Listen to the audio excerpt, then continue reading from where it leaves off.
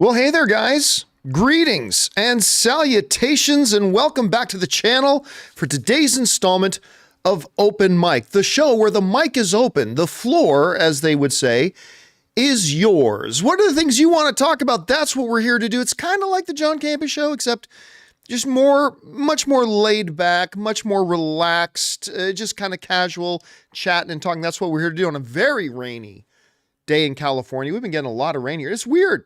I moved down to California. We're in like years of drought. In the last couple of years, we've been getting like tons of rain.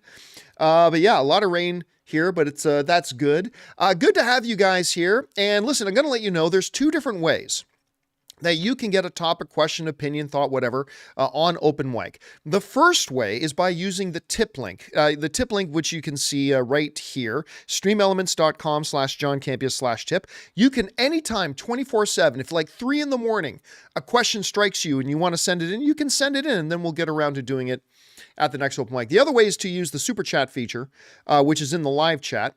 And you can use that there. And as long as your question is appropriate to be used on the show, I will address it. All right, today's going to be a long one, I think, for a couple of different reasons.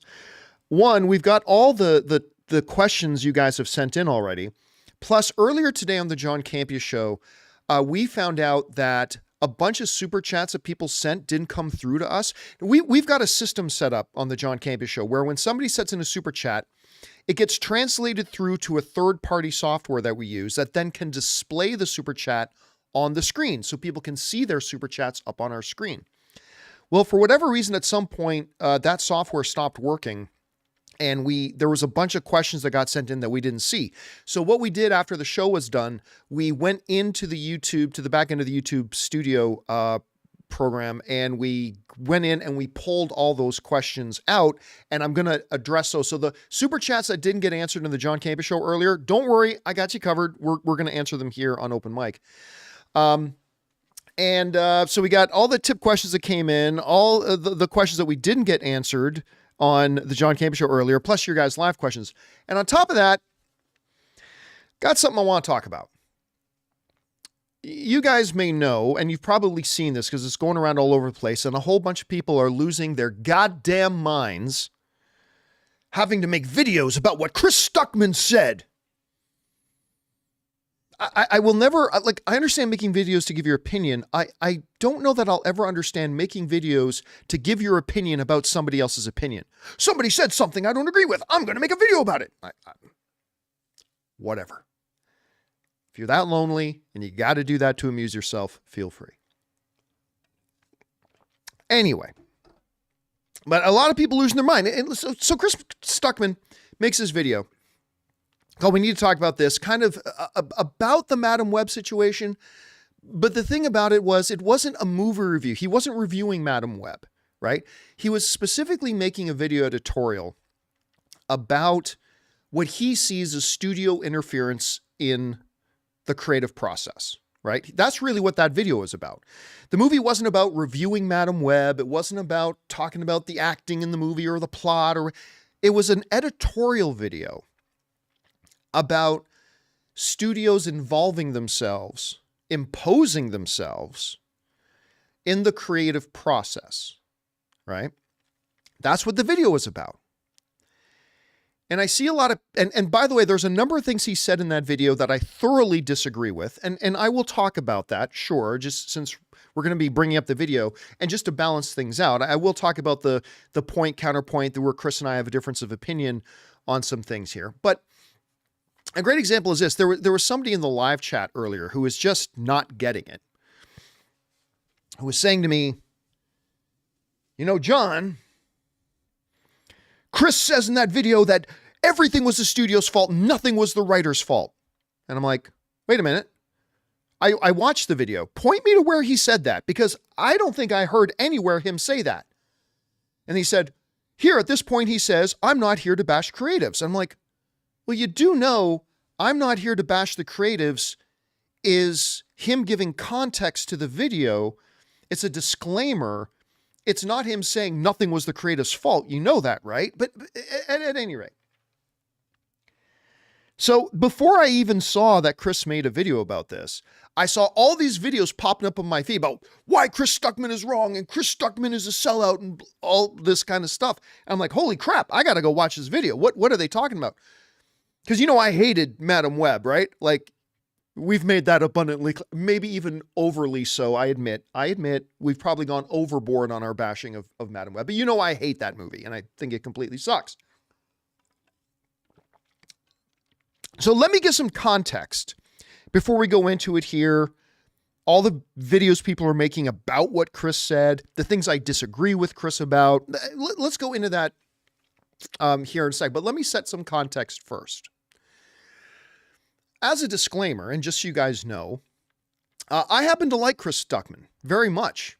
I wouldn't say Chris Stuckmann and I are friends, but I for a long time I have believed that there are two guys who have epitomized and been the very best movie critics on the platform, on YouTube ever. And for the record, I'm not a movie critic. I'm a pundit. I talk about movie news and I analyze movie news more than anything else. I mean, I review films in the same way that any average movie fan reviews films, but I'm not a film critic, right? I think the two guys who are the absolute best film critics that have ever been, like true film critics that have ever been on YouTube, are Chris Stuckmann and Jeremy Jahns. And they're polar opposites from each other. Like Jeremy Jahns reviews films from the visceral, experiential nature of films. That's how he kind of reviews his films from that perspective. Chris Stuckmann has traditionally given more analysis of movies. Neither are better. Neither method is better than the other. It's just that they're very, very polar opposites. But I think the two of them represent like the best on YouTube. And I think they're very, very good. I mean, Chris doesn't do a lot of movie reviews anymore, but traditionally, I think they're both very, very good at what they do. And, Chris and I have had lunch and dinner together on a couple of occasions. Chris has sat on panels of mine at Comic-Con on a couple of occasions, I believe on like 2 occasions. Chris has come into my studio when I was at various places to come and do some collab videos with me in the past. And listen, again, like I said, I would not say Chris Stuckmann and I are friends. And I certainly have diametrically opposed views to him on a number of things, but I have a world of respect for Chris. I really, really do. So that being said, I also want to give a preface to this saying on my YouTube channel, we do not talk about other YouTubers. I mean, sometimes I want to point out, hey, there was this really interesting video that this guy made, or hey, there was this great article on this site. But I don't like to say, I want to talk about why I take issue with what this guy said. Like, I don't talk about other YouTubers here. I will talk about themes. I will talk about trends I see on YouTube. But you guys who watch my channel, I never go, I want to talk about this guy. Like, I never do that. Like, I'll talk about general trends I see and all that kind of stuff. This video is really not about Chris Stuckmann, as it is about a philosophy that seems to be very prevalent in YouTube right now, and how we see that philosophy manifesting itself in the responses we're seeing to what Chris Stuckmann said. And again, there's a bunch of things that Chris said that I personally disagree with, and that's fine. I'll cover those. But this is not, if you came here expecting to see a Chris Stuckmann bashing video, which is all the trend, right? Making bashing videos is what the desperate and pathetic do to try to get some attention. I don't do that. But if you came here specifically to see me bash Chris Stuckmann, you're in the wrong place. If you came here to see me be a white knight and be Chris Stuckmann's champion, you're also in the wrong place. Because like I said, there's a couple things Chris said. But the specific thing that I wanted to kind of talk about is really more the response that we've seen on YouTube in general to the stuff that Chris Stuckmann says, right? So let's start with this. So Chris makes this video. I'm sure many of you have seen it by now. And the first foremost thing you need to understand about this video, and I watched it a little bit earlier this afternoon, was that the video was not a Madam Web review. And I've seen a bunch of people making YouTube videos about Chris and this video, acting as if he was doing a Madame Web review and he was just taking it easy on Madame Web, right? Like, you've probably seen some of those videos out there. Like, they're responding as if this video was a Madame Web review and he was just taking it really easy on Madame Web. And that's not what the video was. The video was not a Madame Web review. The video was an editorial on studios injecting themselves into the creative process and held up Madame Web as an example of this. But that's what the video was. It wasn't about the pros and the cons of the movie. It wasn't about the quality level of the movie. It wasn't about, who's to blame for what worked or didn't work in the movie. That's not what his video was about. His video was very specifically about studios imposing themselves in the creative process. That's what it was about. And so everything he talked about in that video was from that perspective, was from the perspective of studios imposing themselves into the creative process, which is a long Hollywood tradition going back to the 1930s. Okay? So I'm convinced that a number of the videos I saw of people angry at Chris, like, watched the first 2 minutes of his video and then turned it off. You know, one of the things, here's the thing you got to understand about Chris Stuckmann. You guys know he's made a movie. It's not come out yet, I don't believe. I'm not going to pretend like I'm following the progress of his film. I don't know where it's at. I couldn't even tell you the name of it. But he's been making a film. And as a result, a while ago, he said, I'm going to kind of change my direction on YouTube. Right? He's very forthright about it. He's very, very honest about it. He says, look, I'm going to kind of change my approach to what it is I do. I'm going to change what I do on YouTube, right? I'm not really going to I'm not going to really critique movies anymore. I'm going to more celebrate movies that I like, right? He essentially was saying, I am not functioning as a film critic anymore. He was pretty open and honest about that. He told he wasn't hiding it. He wasn't pretending. He pretty much told the world, look, I'm not really going to function as a film critic anymore. I'm still going to have my YouTube channel. I'm going to celebrate the things that I enjoy, like a lot of other YouTubers do. And that's what I'm doing. And you got to understand that Chris is in a very interesting position right now that really nobody that I can think of has really been in before. A YouTube film critic that is also trying to successfully launch a filmmaker career. And he's got like kind of one leg in both worlds right now. We haven't really seen, nobody's done this before to kind of lay a precedent or to lay a roadmap for the best ways and the best practices and how to navigate it, right? So Stuckmann's kind of, in many ways, he's kind of a trailblazer in many ways. Now, you might be saying, John, wait a minute, you've made movies. Yeah, but I'm not a filmmaker. And I've never pretended to be a filmmaker. Like, I did my first movie, The Anniversary. The main reason I made that movie was because I wanted to better appreciate what it is filmmakers do for my online film punditry job. Like, even when I made my movie, The Anniversary, it was about helping me hopefully become better at my online film punditry job. I made my movie, Prince of Peace, God of War, because that was a passion project of a documentary. It was not about becoming a filmmaker.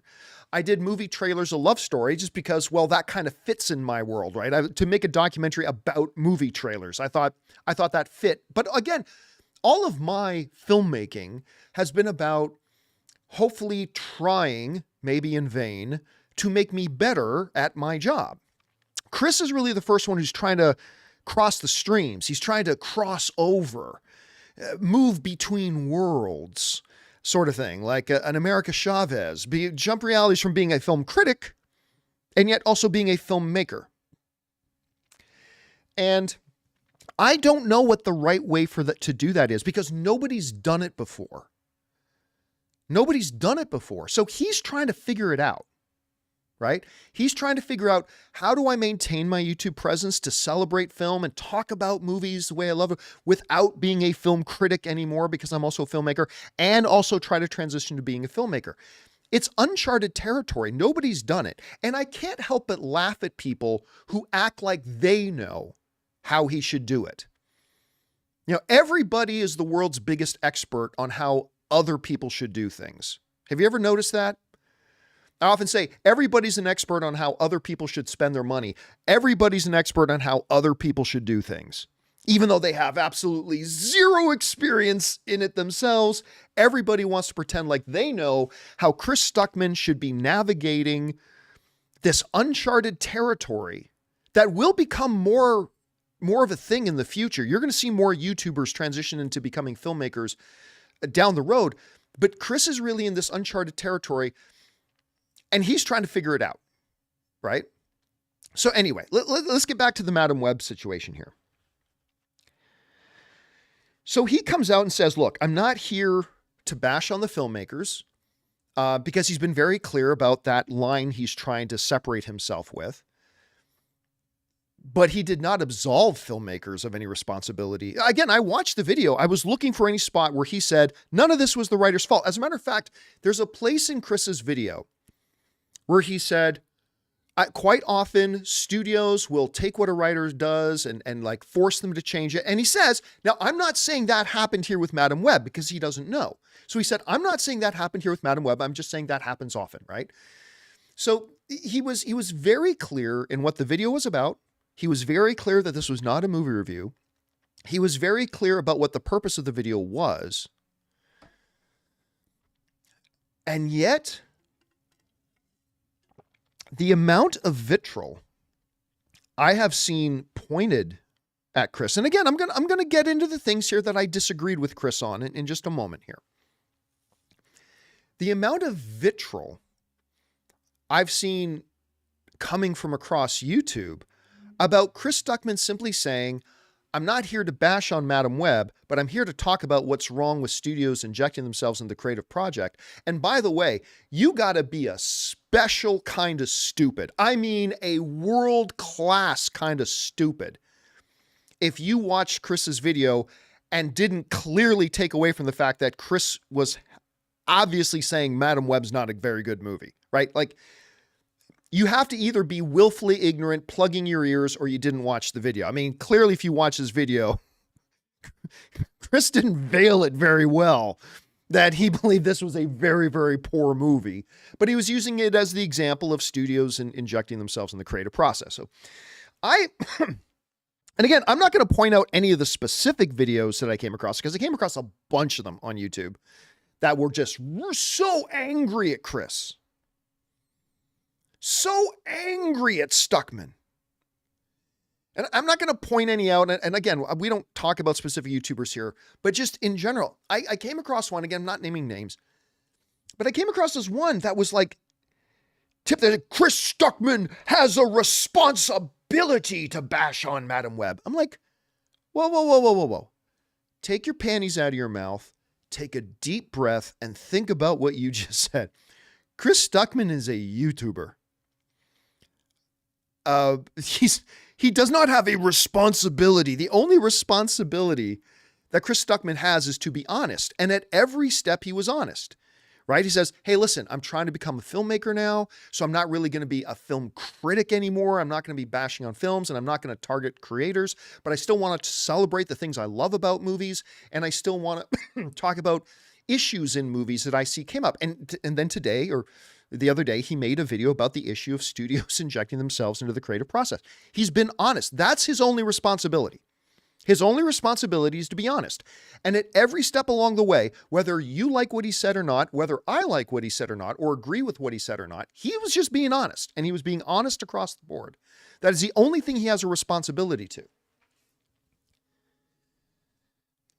And then one of these YouTubers kind of tipped their hand because they were getting, like, this one YouTuber was getting so riled up, like so angry and whatever. And they tipped their hand as to one of the real motivations behind the video. Because he said, it just really gets me angry that he's saying, I work so hard and do all this and I only get this many views and Chris Stuckmann gets millions of views. And it's like, oh, well, there it is, right? I mean, there it is. You just accidentally let it slip what you're really angry about or why you're making this video. At any rate. So I think there's a lot of people, a lot of these corners of YouTube just making bash on Chris Stuckmann video today because they want to just put Chris Stuckmann in the title of their video. Isn't Chris Stuckmann in the title of this video? Maybe I need to take his name out of the video. Anyway, so just wanted to rage bait, right? They just wanted to rage bait. Like, hey, I'm going to go after this big YouTuber. And that's what it was about for them. Has nothing to, and like I said, I watched a good 7 or 8 of these videos, and at least 5 of them, I just got the feeling that they didn't actually watch the whole video. I just got the feeling they watched like the first couple of minutes, and then they rushed to their webcam to make their rage click video. Anyway, it's just funny. So let me, though, address, just so you're not being confused into thinking I'm here to simply defend Chris Stuckmann. Chris doesn't need defending. Chris has been doing this a very, very long time. Chris is a big boy. He doesn't need anybody defending him because he could squash a lot of these other people like bugs if he wanted to, I'm sure. But I think it's also important to point out, since we're talking about it, some of the things in his editorial video that I disagree with him on an intellectual level from what he was editorializing. And again, I say this as somebody who's a great, with great respect for what Chris has done. I think he's one of the best, if not one of the top 2 best guys to ever do it. Load of respect for him. But let me address something here, because I see something that he said that I see reflected in a lot of film fans, and a lot of film fans seem to believe, right? Chris, who is now becoming a filmmaker, is becoming increasingly, understandably so, because now he's actually in that world. He's like now moving in that ether world of filmmaker. That, you know, there's a really big problem of studios imposing themselves in the creative process. There's a couple of things I would say to that. Number one is, in the video, Chris seemed to be implying that this is a new thing. Chris has studied as much film history as I have. I'm kind of a history. I love reading like stuff about the old studios and the people who ran them. I'm a big geek about that. I'm not a big fan of musical biopics, but I'm a big fan of biopics, both written and film. And so I'm a bit of a student of the history of film. And what I would say is that studios have always been heavily imposing themselves on the filmmakers who work for them in making their movies. This isn't anything new. This isn't some kind of a new trend. It's like, you know, somewhere in the early 2000s, studios started telling what filmmakers can do. Studios started to tell the filmmakers what they can and can't do. It's like, dude, that's been that way since the 1940s. I mean, that is every great movie you have ever seen, with the very, very rare exception. But I would say 99.9% of movies. There are a couple of very hand-picked select exceptions, yes, but 99% of all the movies you've ever watched in theaters, including some of the greatest of all time, have had what we would call heavy studio interference, right? A lot of studio interference. And Chris seems to have, and again, this is just where I intellectually disagree with him, and I say this with great respect.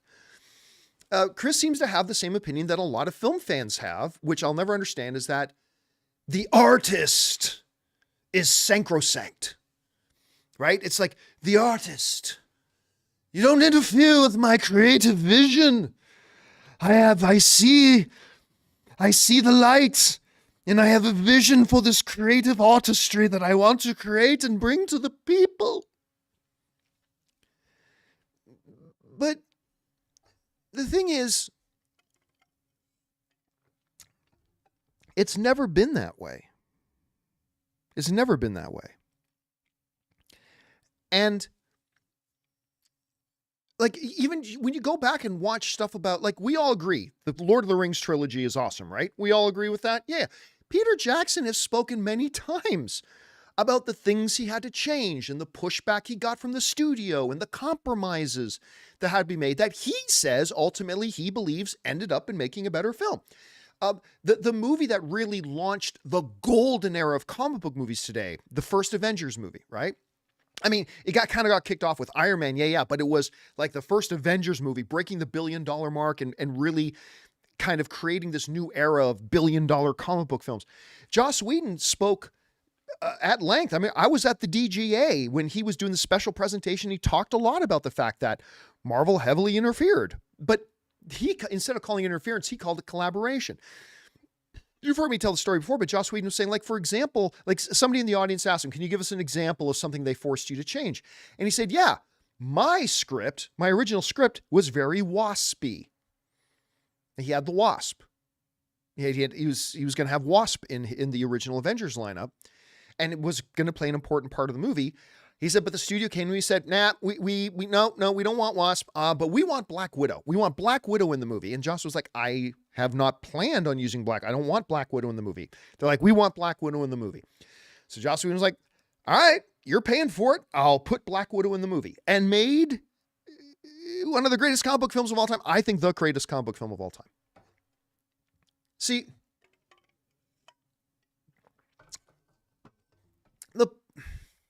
the thing is, what I think Chris and a lot of film fans and even YouTubers and what are missing is that I like to compare it to a home renovation person.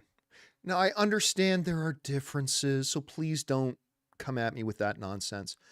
But there's a real similarity between like a filmmaker and a home renovation person, like a designer, right? The filmmaker goes into somebody else's house. That's the studio. Because remember, the movie is their movie. They're paying for everything. They got to live with it. They got to suffer the financial consequences if the movie's a bomb, all that kind of stuff. The movie belongs to the studio. It's theirs, right? The filmmaker is somebody coming in to help the studio make their movie because it's their movie. It's like a home interior designer comes into my house. It's my house. Like, you're the creative, you're the one with the training, and you're the one with the vision. But at the end of the day, it's my house, right? And if your creative vision is to have blue in my living room, but I tell you, okay, that's great, but I really hate blue. I don't hate blue, by the way. I'm just for the sake of the discussion.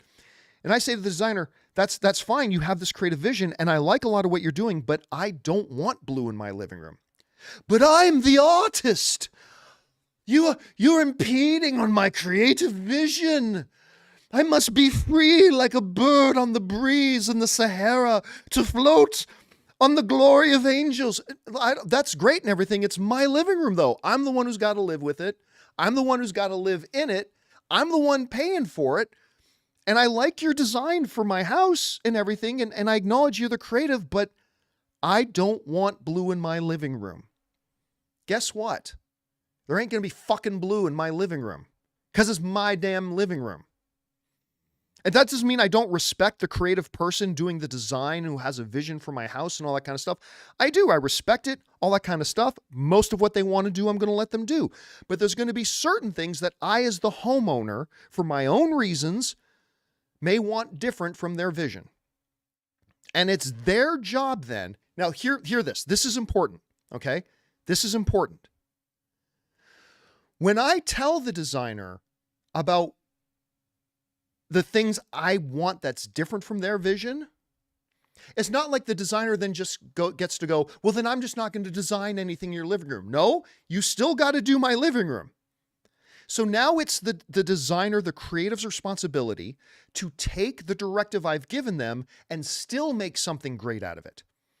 That's what good creatives do. Good creatives will take their limitations. It used to be said in the role-playing game world, limitations are actually the mother of creativity. Limitations, they would say in the role-playing game world, is the mother of creativity. And so if I say to the house designer, no, I don't want your blue in my living room. I want something else. I want this. Okay, maybe it's not what you would have done, but you still now have to take it and make something great, taking my directive from what I want, and just do the best you can. In the world of filmmaking, I believe the same principle applies. If you're a talented filmmaker, if you're a talented writer, if you're a talented director, and the studio, it's their house, says, hey, yeah, we love this, but we don't want this, and we don't want this, and we want something else here. Well, then it's your job as the creatives to make something as good as possible out of that. I love Sam Raimi. I love him dearly. I've met with the man several times. He's given me some really cool gifts that I have in my house. I love Sam Raimi. But I get really sick and tired of hearing people say, well, like when you bring up Spider-Man 3, saying, well, you know, that wasn't Sam Raimi's fault. I'm like, what are you talking about? It wasn't Sam Raimi's fault. He directed the film. Well, yeah, but the studio made him put Venom in the movie. Huh? Did you hear about that, John? He didn't want to have Venom in the movie, but the studio said you got to have Venom in the movie. Okay. Then make a great movie with Venom. I say that as if making a great movie is easy. It's not. Making a great movie is very hard. What Sam Raimi does is incredibly difficult. But it's just like the interior designer to a house owner. If I tell the interior designer I want something different from what they designed, then it's still their job to take what I want and try to make something great out of it. If the studio said to Sam Raimi, great, we can't wait for you to do Spider-Man 3, but here's the thing, we want you to put Venom in it. Even if it wasn't a part of Sam Raimi's plan, it's now Sam Raimi's job as the creative to make something great with Venom in it, even though it wasn't his plan.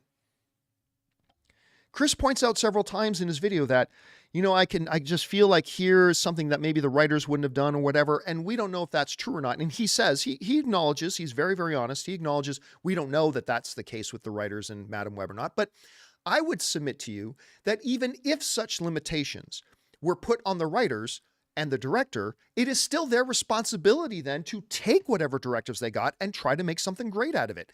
And if you don't make something great out of it,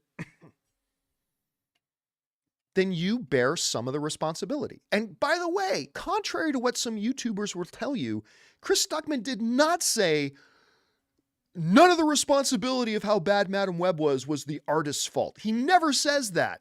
He never, ever, ever says that in his video. I just want to be very clear about that. Because a lot of people running around about saying, Chris Stuckmann said that like the writers and the director was none of their fault. No, he didn't. He did not say that. Just to be very, very clear about that. All right.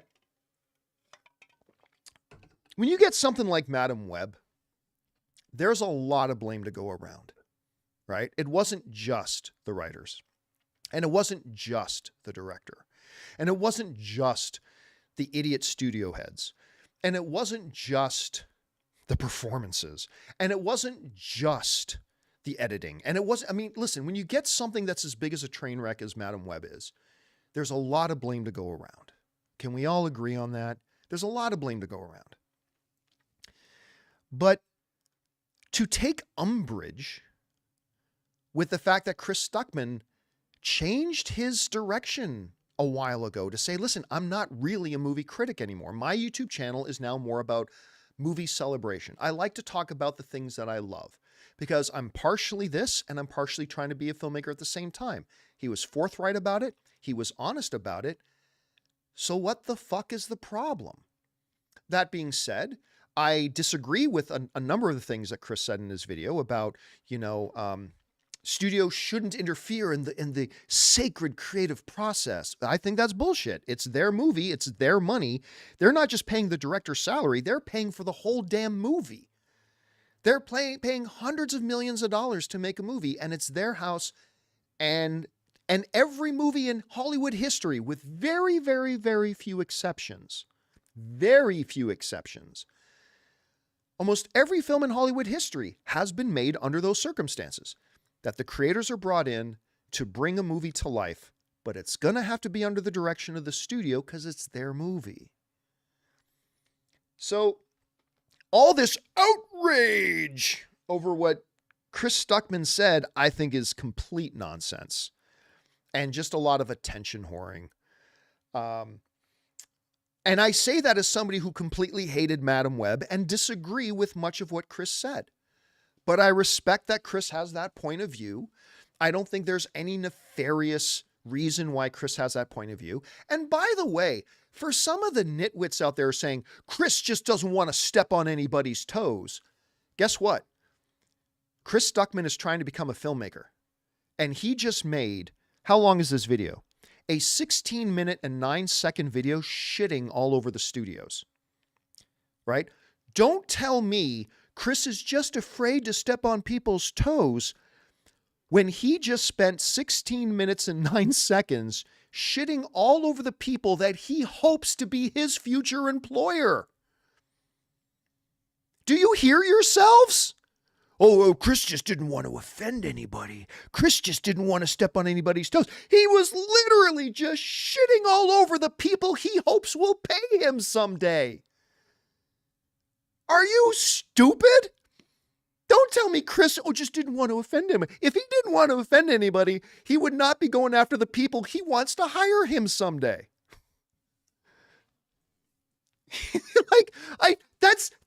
I just don't understand if people are crazy, willfully blind, or just really that dumb. Oh, Chris just wants to be a filmmaker, so he didn't want to offend anybody.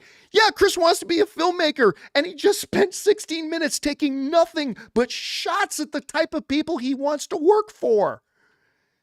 He clearly was not trying to not step on anybody's toes. He was fucking stomping on balls, going after the studios who he hopes will finance his future movies. Listen, I disagree with Chris Stuckmann about a lot of things. I disagree with half of his film reviews. At least I don't disagree with his reviews. I disagree with his general opinion about a lot of movies, maybe even half of them. A lot of movies he likes that I think are terrible. A lot of movies he thinks are terrible I really like. Whatever.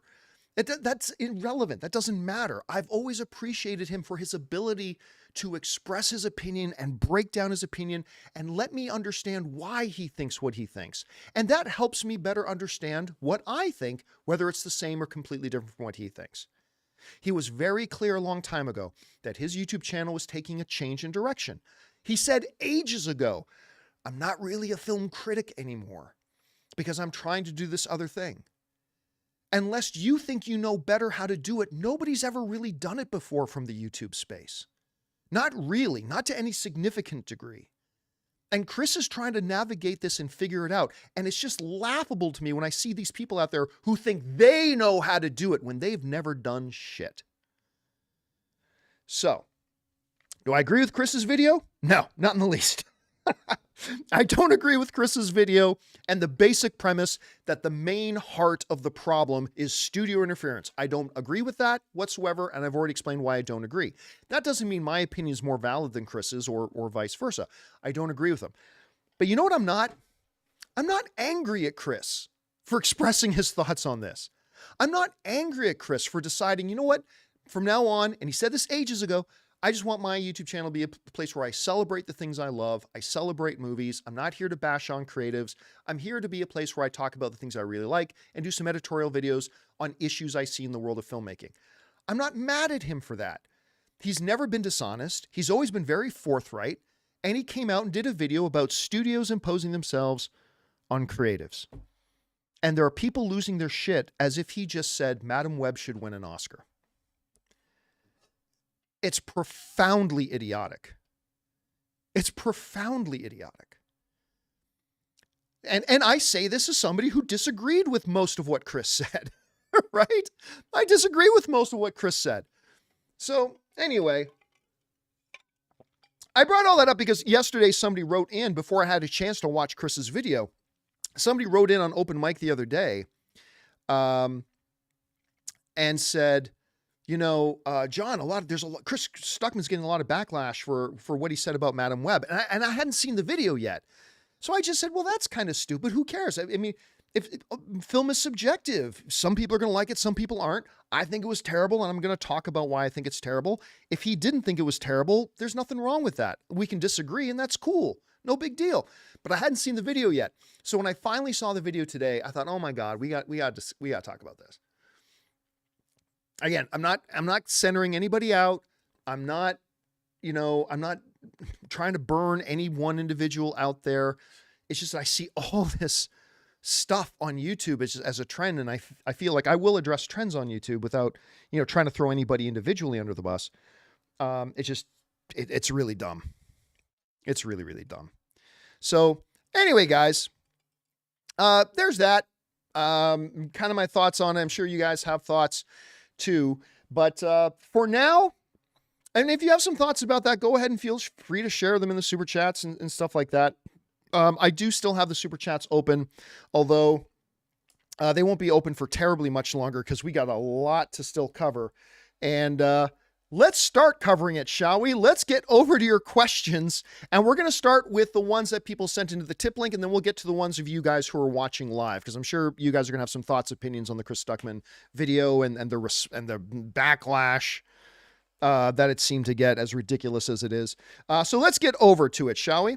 We're going to start off here with Madaween, who writes, I noticed Pepsi sponsored Madam Web. Pepsi's slogan should be, is Pepsi okay? And in Madam Web's case, no, Pepsi is not okay. Yeah, I mean, the big final battle, Chris pointed this out in his video, actually. The big final battle in Madam Web is literally a Pepsi sign falling on the bad guy.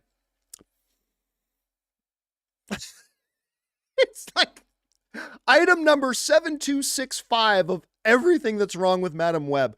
Yeah, that was a big thing. For those of you who didn't know that, I don't care that I spoiled it, because this is a movie you shouldn't be going to see. But literally, the big climactic battle is a Pepsi sign falls on the bad guy. Pepsi defeated the bad guy in Madam Web. It's so bad. All right, Jesse Roy writes, I saw Madam Web, and after it finished, I threw up. I understand that sometimes movies can cause a harsh physical reaction, Jesse. Next up, Christian Grey wanted to utilize a blindfold and asked Anastasia, of course, Dakota Johnson played Anastasia in 50 Shades of Grey, asked Anastasia what her preferred foreplay would be. Sony got a call the next day. Yep. A little bit of the old film and bondage, if you will. Alec Andrew writes, do you think we'll get a Beetlejuice trailer soon? I think so. People in the live chat, any of you guys know off the top of your head when Beetlejuice is supposed to come out? Like, it's not that far away, is it? Any of you guys in the live chat know exactly when, or even what month Beetlejuice is supposed to be coming out? I think it's fairly soon. I think it is. Any of you guys know? Anyone? September 6th, says Michael. And a bunch of other people also are saying September 6th. Thank you, Michael, for that. Appreciate that, man. So what are we in February, March, April, May, June, July, August, September? It's still 7 months away. I'd say somewhere in the mid to late summer would be my guess. Mid to late summer, I think, was probably when we'll get it. Jesse Roy writes, what is the definition of an action movie star? You know, it's funny. I did an editorial a few years ago. I think I was still at AMC about that exact question. Like, what is even an action star? Isn't an action star just an actor who happens to be in a movie? I don't know that there are action stars anymore.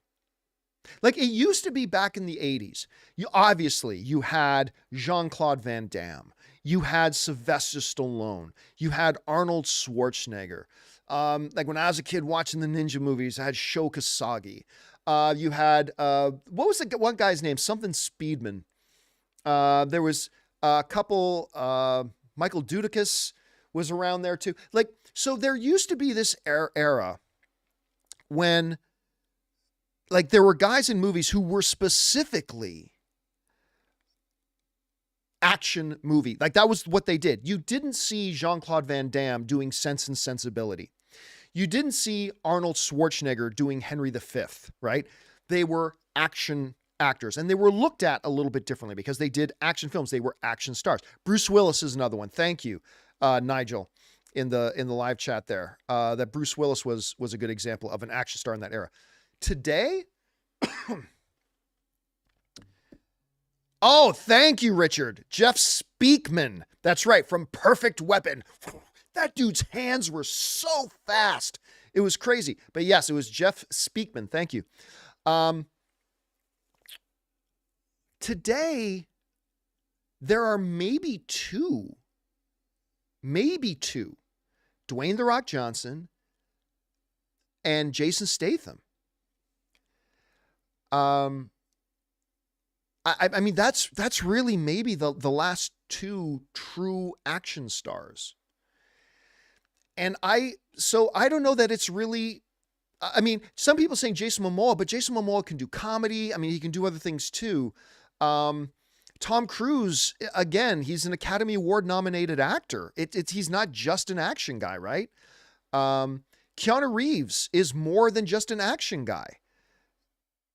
Jackie Chan isn't as on the radar today, so I don't know that I would call Jackie like a today example of this.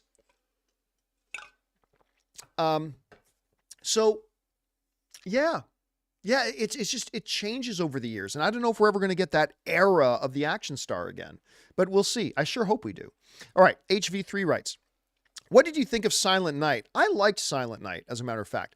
I recently watched it. I liked it, but I thought it was interesting to watch a movie with absolutely no dialogue. Yeah. I didn't realize, see, I thought Silent Night, when I went in to go see Silent Night, and didn't John Woo direct that? Correct me if I'm wrong in the live chat. I thought John Woo directed it. But when I went to go see it, what I just thought was that the hero was just mute because he had they showed in the trailer he got throat damage, right? And so I just thought the Silent Night was just about him. But really, like, the entire movie was, I don't know if there was 3 lines spoken in the movie. Like, it's almost like a silent film in many ways. It was just done without, almost the entire movie was done without dialogue. And he told the whole story through visuals. And while the movie wasn't great, I thought it was an awesome experiment. Like, how tell your whole narrative, tell your story, make us feel emotion, all that kind of stuff, while only using the visual medium. No dialogue to propel the story. Just use visuals. I'll tell you what, the movie has its critics, but I don't know that many directors could have done a better job with that idea than John Woo did. I thought John Woo, like, there's inherent limitations, right, to a movie without dialogue. And a lot of people bash on John Woo. I didn't think Silent Night was very good. I thought Silent Night was pretty good, but I don't know that many directors could have even gotten close to what John Woo accomplished with that movie narratively without the use of dialogue. I thought it was pretty interesting. I enjoyed it. I didn't think it was great, but I thought it was a very, very interesting film. All right. Next up, Raymond Verada writes, I read the news today. Oh boy. Variety says that Sam Mendes will film a Beatles biopic series, with each film focusing on John, Paul, George, and Ringo. Yeah, for those of you who didn't hear about this, the news is that Shawn Mendes is going to direct 4 Beatles movies. One about John, one about Paul, one about George, and one about Ringo. And I say this, that I know somewhere out there, Scott Mantz is going to be screaming at me from a distance, I don't care about the Beatles. You're not allowed to say that, John. I know, I don't care about the Beatles. I've never been a Beatles guy. So I don't really care. I don't care. As far as that era of music, I'd be more of a Stones guy than whatever, but I don't know. And Scott, man, whenever this comes up, Scott is like the friendliest, nicest guy in the world. But whenever something Beatles comes up and say, man, I don't care about the Beatles. The Beatles are overrated. Like, he looks like he's going to go into a murderous rage. If you can possibly imagine Scott Mantz going into a murderous rage, say you don't like the Beatles that much. that could trigger a murderous rage. All right. Next up, we got La Ligue writes, John, ideas for Sony to improve its Spider-Verse are on point, but I think it's just too late to convince the audience to rush to the theater to see their live-action films. Venom arrives at the end of the trilogy, and I can't see a future with 5 Venom films. I find it hard to believe that the third one will have something interesting to offer, so give it 2 sequels. I mean, you can say that, but the reality is you don't know till you watch. Look, I'll give you an example. I thought Rush Hour was terrible, right? I did not like the first Rush Hour. This the Jackie Chan, Chris Tucker movie. Didn't like that movie at all. Like, not even remotely. I didn't think it was like the worst film ever made either. You had Chris Penn in it. By the way, R.I.P. Chris Penn. I used to love him. But I didn't think the movie was like garbage, but I really didn't like it. Like, I did not think it was good. So if you were to ask me at that time, John, do you think there's any chance for Rush Hour 2? I would have said no. But this is why we watched the movie. Because I love Rush Hour 2. I think Rush Hour 2 is great. Didn't hurt that you had Zhang Ziyi in that one either. God, I love Zhang Ziyi. But I love Rush Hour 2. 3 was another piece of garbage, but 2 was great. So I would suggest, and I really like the Venom films. I mean, I like the first Venom more than the second Venom, but I mean, it could be great. I mean, let's hang in there and see. But it takes time to rehabilitate, right? After Madam Web, let's face it, Craven's not going to do great at the box office. It never was going to do great at the box office, but now after Madam Web, it's really not going to do great. But winning cures everything, right? If, and I'm not saying this is going to happen, I'm just putting up a hypothesis, it's just a theoretical situation. If Craven is really good, maybe it doesn't make a lot of money, but it could mean more people might then come out and see Venom 3. If Venom 3 is great, again, that's a big if, it's just a theoretical, but if Venom 3 is great, it could mean that the next movie they do after that gets a little bit more people. It's not about just the next movie. You got to be a little bit more, look more long-term than just the immediate. Be long-sighted, not short-sighted, you know what I'm saying? So, because I think you're right. I think Craven's screwed. Craven is completely screwed. But can Craven be good enough that maybe the next Sony film isn't screwed? I don't know. We'll have to wait and see. I'm not very hopeful after Madam Web, but we'll see. All right, Raymond Verada writes, what do you think of the Borderlands poster? Haven't seen it. I haven't played the game, but why do I want to watch this mayhem? Does it excite you or not? Listen, I like it because I'm a big fan of Eli Roth. I really like, not that I love every single one of Eli Roth's movies, but I really like Eli Roth. I've gotten together with him on a number of occasions. I think he's really fun and really wonderful. There's this great time. I got to go to this bar in Hollywood that was right on Sunset Boulevard. I don't think the bar is there anymore. And I got to go and sit down with Eli Roth and RZA. That was one of the coolest experiences of my career. I got to go and sit down with Eli Roth and RZA. And they had worked on a film together at the time called Man with the Iron Fists. But anyway, I've always liked Eli Roth. And they, I think, finished filming this movie like 3 years ago. This movie's been like coming forever. So I think I was still at Collider when we first talked about this movie, and it's finally, images are finally starting to come out. So we'll see if it turns out to be any good. All right, next up, David Maxwell sends in a $20 tip. Thank you, David, for supporting us on that level, man. Appreciate that. Who writes, hey, John and crew. Isn't it interesting to think about how if Christopher Nolan made Oppenheimer with Warner Brothers rather than with Universal, then Barbenheimer likely would not. No, it definitely wouldn't have happened. Love all of you and the show. Well, thank you so much. You know, listen, we were talking earlier today on the John Campea Show about the decision Warner Brothers made. Jason Kilar, the guy who was the CEO of Warner Brothers at the time, made historically the worst decision ever made in the movie business by saying, oh, all of Warner Brothers movies this year are going to go straight to HBO Max. And that pissed off all the filmmakers, including Christopher Nolan, who said, that's the final straw, I'm out. And he left Warner Brothers. And so his new movie, Oppenheimer, he found a new home for it at Universal. And that's where it happened. Now history is made. And now he's about to win Best Picture at the Academy Awards. Well done, Jason Kilar, formerly of Warner Brothers. Well done, you moron. So he's about to win Best Picture over there. But you're right. If that hadn't happened, and Christopher Nolan had still been at Warner Brothers and had made Oppenheimer with Warner Brothers, Barbenheimer wouldn't have happened. I mean, Barbie still would have been made. Oppenheimer still would have been made, but they never would have opened on the same day, right? Warner Brothers wouldn't have opened both two of their own movies on the same day. And the phenomenon we know as Barbenheimer would not have happened. You're absolutely right about that, Maxwell. And David, thanks a lot for sending in the support, man. We appreciate it. All right, next up, Gino N writes, which was worse, Argyle or Madam Web? Madam Web. I've seen Argyle and I'm seeing Madam Web Saturday, so I avoided your spoiler review in today's show. This was the other day. Sorry if you answered this during that segment. Yeah, listen, Argyle was not good. a movie I was tremendously excited for because I love Matthew Vaughn.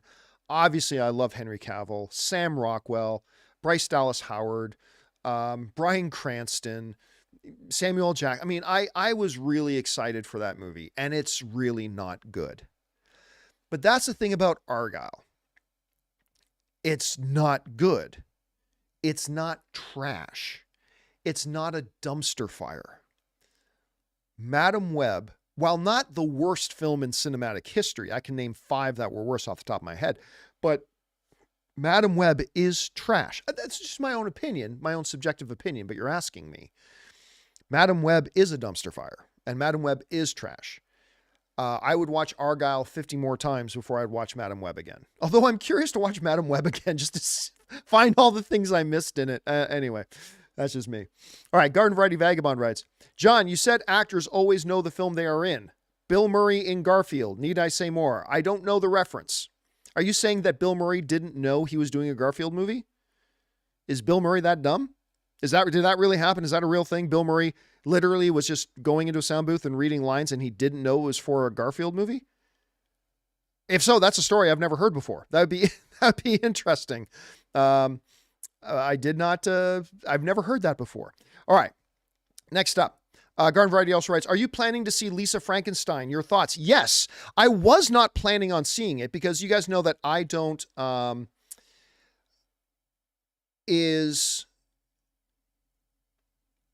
me address this really quick. Yu-Gi-Oh! Radio is wrong. YGO Radio says, John, the problem with Chris Stuckmann's Madam Web video is that he's a film reviewer who's afraid to critique film. No, that's not what it is. He said he's no longer a film critic. He said that ages ago. I'm no longer a film critic. My YouTube channel is about celebrating film. So you need to catch up. We'll wait. Come on, catch up. Come on.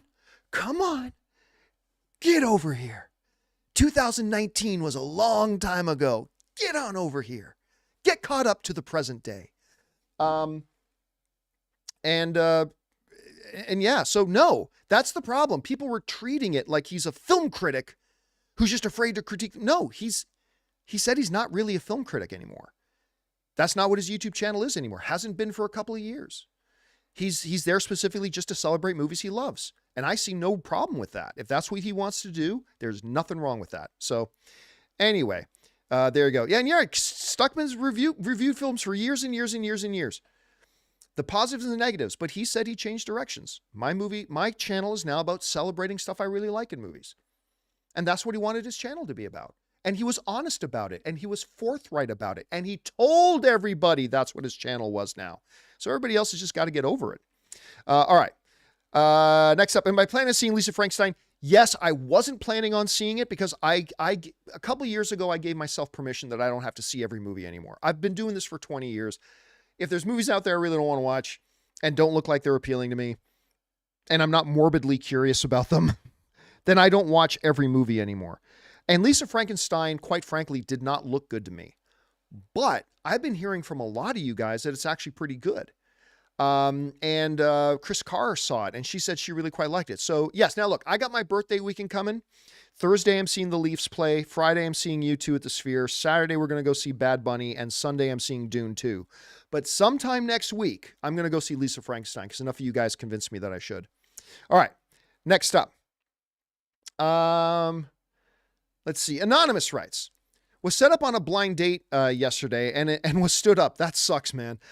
If that wasn't crappy enough, I walked over to my local theater to try to salvage my night and ended up watching Madam Web, unaware of the reviews it got. Bruised ego aside, this movie sucks. Yeah, and now, to make matters worse, you're always going to associate Madam Web with being stood up. That's what makes it even worse.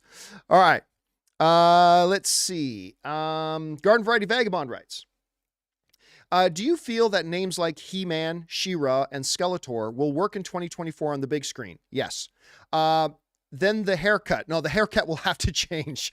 I just don't see new viewers will buy in, just those who grew up with it. If I had never heard of the IP before, I never would see it. So here's the thing, though. Like, He-Man, even people who have never ever watched the cartoon, people have heard of He-Man and the Masters of the Universe. Netflix has been doing new animated He-Mans. Netflix did an animated She-Ra. Whether they're good or bad, that's up to the eye of the beholder, but that's not really the point. I think even without those, though, everybody knows He-Man, right? Whether they saw it or not. Just like people who've never seen Star Wars know who Darth Vader is, right? People who've never seen Star Wars absolutely know who Darth Vader is. I'm not saying He-Man is as well known as Darth Vader, but the principle is there.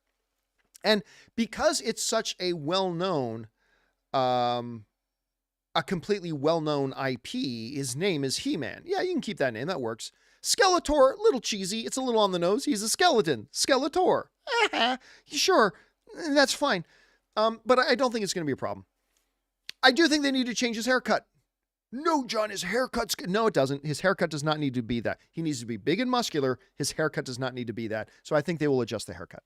All right, next up. If they ever make the movie, and I'm not convinced that they will, no matter who they announce is going to do it. Garden Variety also says, it's such a bummer when a movie that I'm looking forward to gets panned badly. I watch much less in the theaters than I used to, so when that number gets knocked off my list due to its ratings, there's much fewer that get added due to good reviews. I mean, yeah, it sucks when that happens.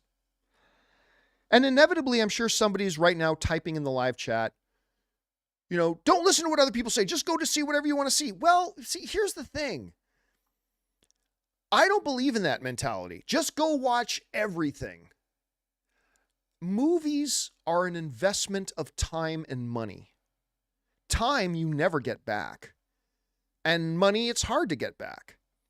So movies are an investment of time and money. And if you're a smart consumer, whenever you're about to make an investment of money, you do a little bit of research into it. It's like, yeah, the package looks nice and their commercials look great, but it's their job to make their product look good and to make the package look good. Should I actually go to Best Buy, or should I actually go to whatever store, go to the mall and actually buy that product before I invest my time to go down there and do it, before I invest my money in ordering it? I'm going to do a little research, find out what other people are saying about it. You know, I'm not going to buy a new iPad just because Apple says it's great. I'm going to go to Marquise Brownlee, MKBHD, and I'm going to go to Linus, and I'm going to go to Unbox Therapy, and I'm going to go to a bunch of tech YouTubers to hear people who are experienced in dealing with tech, and I'm going to hear their opinions. I'm not going to base my decision on what their opinions are, but I'm going to make it a part of my thought process and help me make my decision. Going to a movie is an investment of time and money just as much as any other thing you spend your money or time on.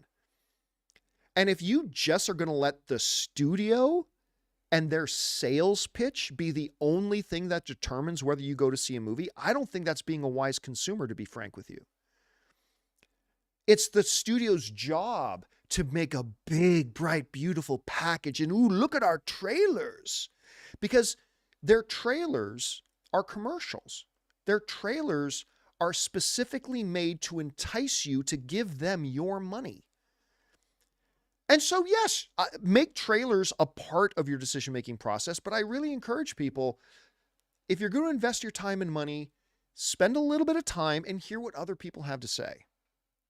And then make your decision. Take all of that into consideration. Take the trailers into consideration. Take whether or not you like the actors into consideration. Take what other people are saying about it into consideration, and then make an informed decision. And maybe it'll be a good decision. Maybe it'll be a bad decision, but at least it was an informed decision. You never get your time back, so be careful how you spend it. Don't go see Madam Web. All right, next up. Garden Variety also writes, I'll probably see Argyle and Madam Web on a streaming service at some point. Don't get me wrong, it's Marvel and Cavill. Okay, Dua Lipa. Listen, I gotta say, I'm not the world's biggest Dua Lipa fan. I'm not going to pretend that I am. Oh my God. She's hot. I mean, she's pretty sexy in this movie. She's not in a ton of the movie, but she's pretty hot. She's pretty sexy. All right, next up. Caleb Jacobs writes, how surreal, John. The Rock is the bad guy and Triple H is the good guy now in WWE. Listen, wrestlers always swing between babyface and heel. Fun fact, Riley Keough from Daisy Jones and the Six is Elvis Presley's granddaughter, aka Lisa Presley's daughter. I didn't know that. I didn't realize, man, that's a family that's been like not as bad as the Kennedys, but the Presley family is one that's really been marked by a lot of tragedy, hasn't it? I didn't realize that, Caleb. Thanks for sharing that, man. All right, next up. Tristan Thorpe writes, I gotta admit, I'm more looking forward to Fantastic Four than anything else in the MCU because I yearn for a good Fantastic Four movie because at least we had a damn good solid run with the X-Men movies. Yeah, listen, I really enjoyed the X-Men movies. Obviously, there were a couple that were really bad. No argument from me. But overall, I really liked, despite a couple of missteps, I really liked the Fox X-Men run. X-Men 1, X-Men 2, obviously Logan, First Class, Days of Future Past, and then, of course, yeah, you got X-Men 3. X-Men 3, which, by the way, is not a train wreck, right? It's not one of the good ones. I'm not saying it is, but X-Men 3 wasn't a total train wreck. Origins is a train wreck, but let's not forget about Logan. Yeah, I liked the X-Men thing. So I'm hoping that Fantastic Four will be really good. Listen, they've got great producers. They've got good writer. They got a really good director. There's a lot to be optimistic about.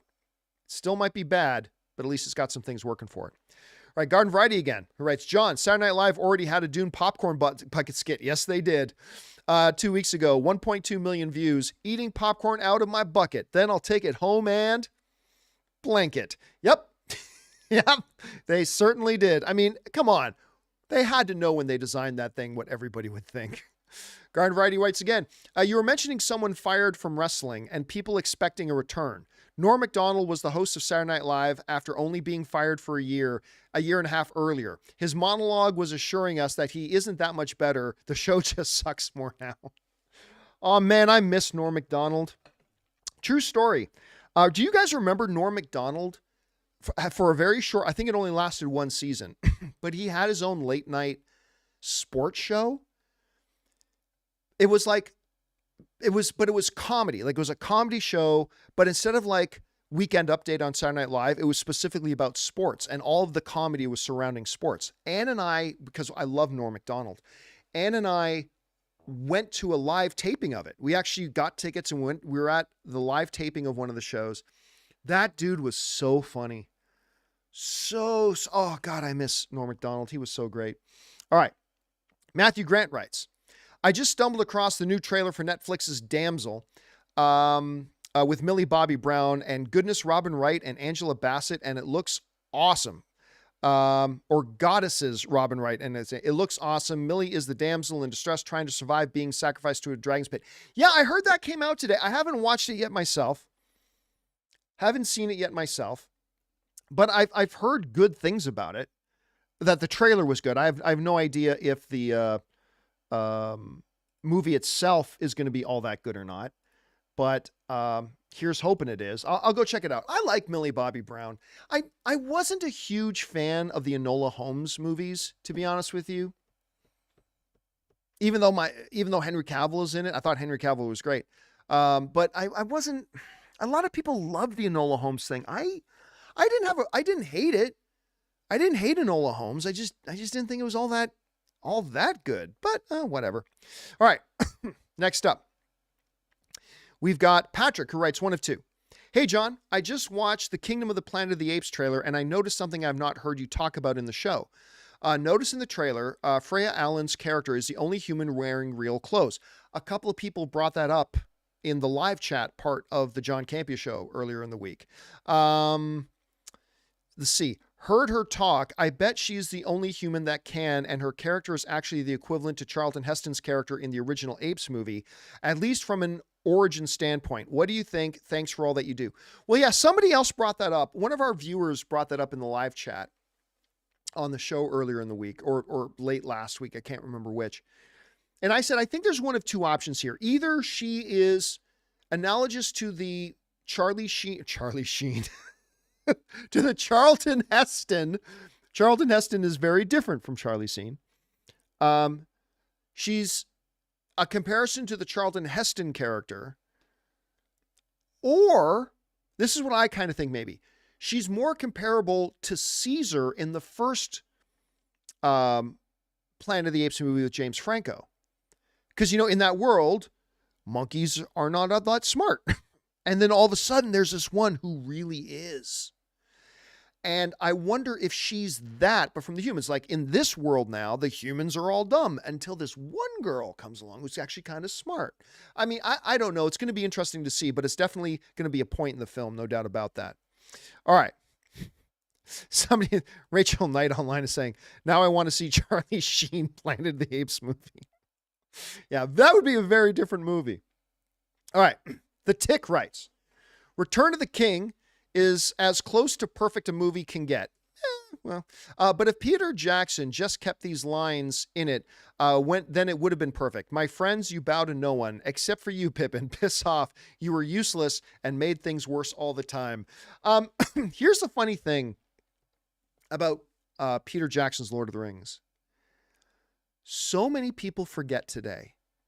People rewrite history and they all forget that when the first Fellowship of the Ring came out, amongst all the praise and accolades the movie got, there was a very vocal groups of people out there who said that his movie was trash because where the F is Tom Bombadil? Don't you know that when, that Arwen wasn't there in that scene and you made Arwen a big part of that scene when in the book she's not even supposed to be there? And like, we're really, really pissed off. Said the movie's garbage, it's right off because they didn't follow the book.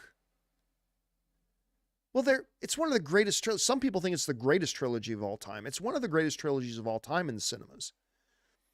And part of the reason is because Peter Jackson and New Line decided to make some changes that would make for a better movie, right? Wouldn't necessarily make for a better book, but it made for a better movie.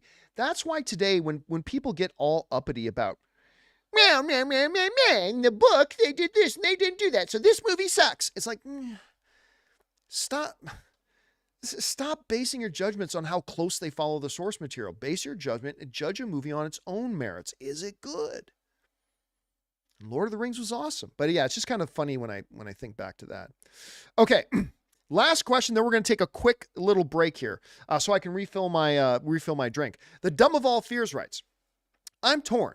I was going to ask if Wong cameos in Deadpool 3. Wong has been a constant high point in the MCU since Endgame. He really has been. I love Wong. But should be used sparingly and appropriately. But on the other hand, Wong absolutely rules and is the true Marvel Messiah. Listen, Wong is kind of I don't know if this is true, but it sort of feels like Wong is kind of the new Nick Fury. That Wong as,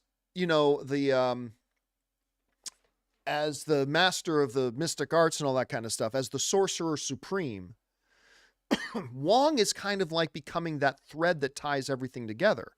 He shows up in Shang-Chi. He's hilarious in Shang-Chi. Shows up in She-Hulk. One of the few redeeming things about that She-Hulk show was Wong. And what was the girl's name? Something with two Y's, but not where you think. What was the girl's name? It wasn't Brittany. It was the one who called Madison. With the Y, but not where you think. Anyway, I don't know why. Because She-Hulk was terrible.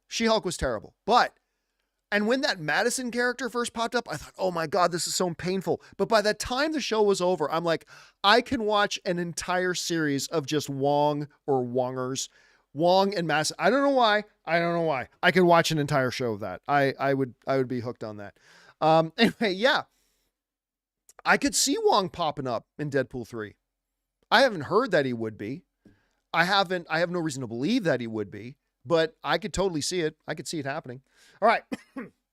Listen, guys, we'll get back to it here in just a second, but I'm going to give you guys a chance to run and use the bathroom, take a bit of a break. We've been going for, an hour and 15 minutes already. So if you want to run, take a break, talk amongst yourselves. I'm going to refill my drink, and we're going to take a quick second here and thank one of the sponsors of today's episode of Open Mic, my mobile service provider. Speaking of Deadpool, and they should be yours, Mint Mobile.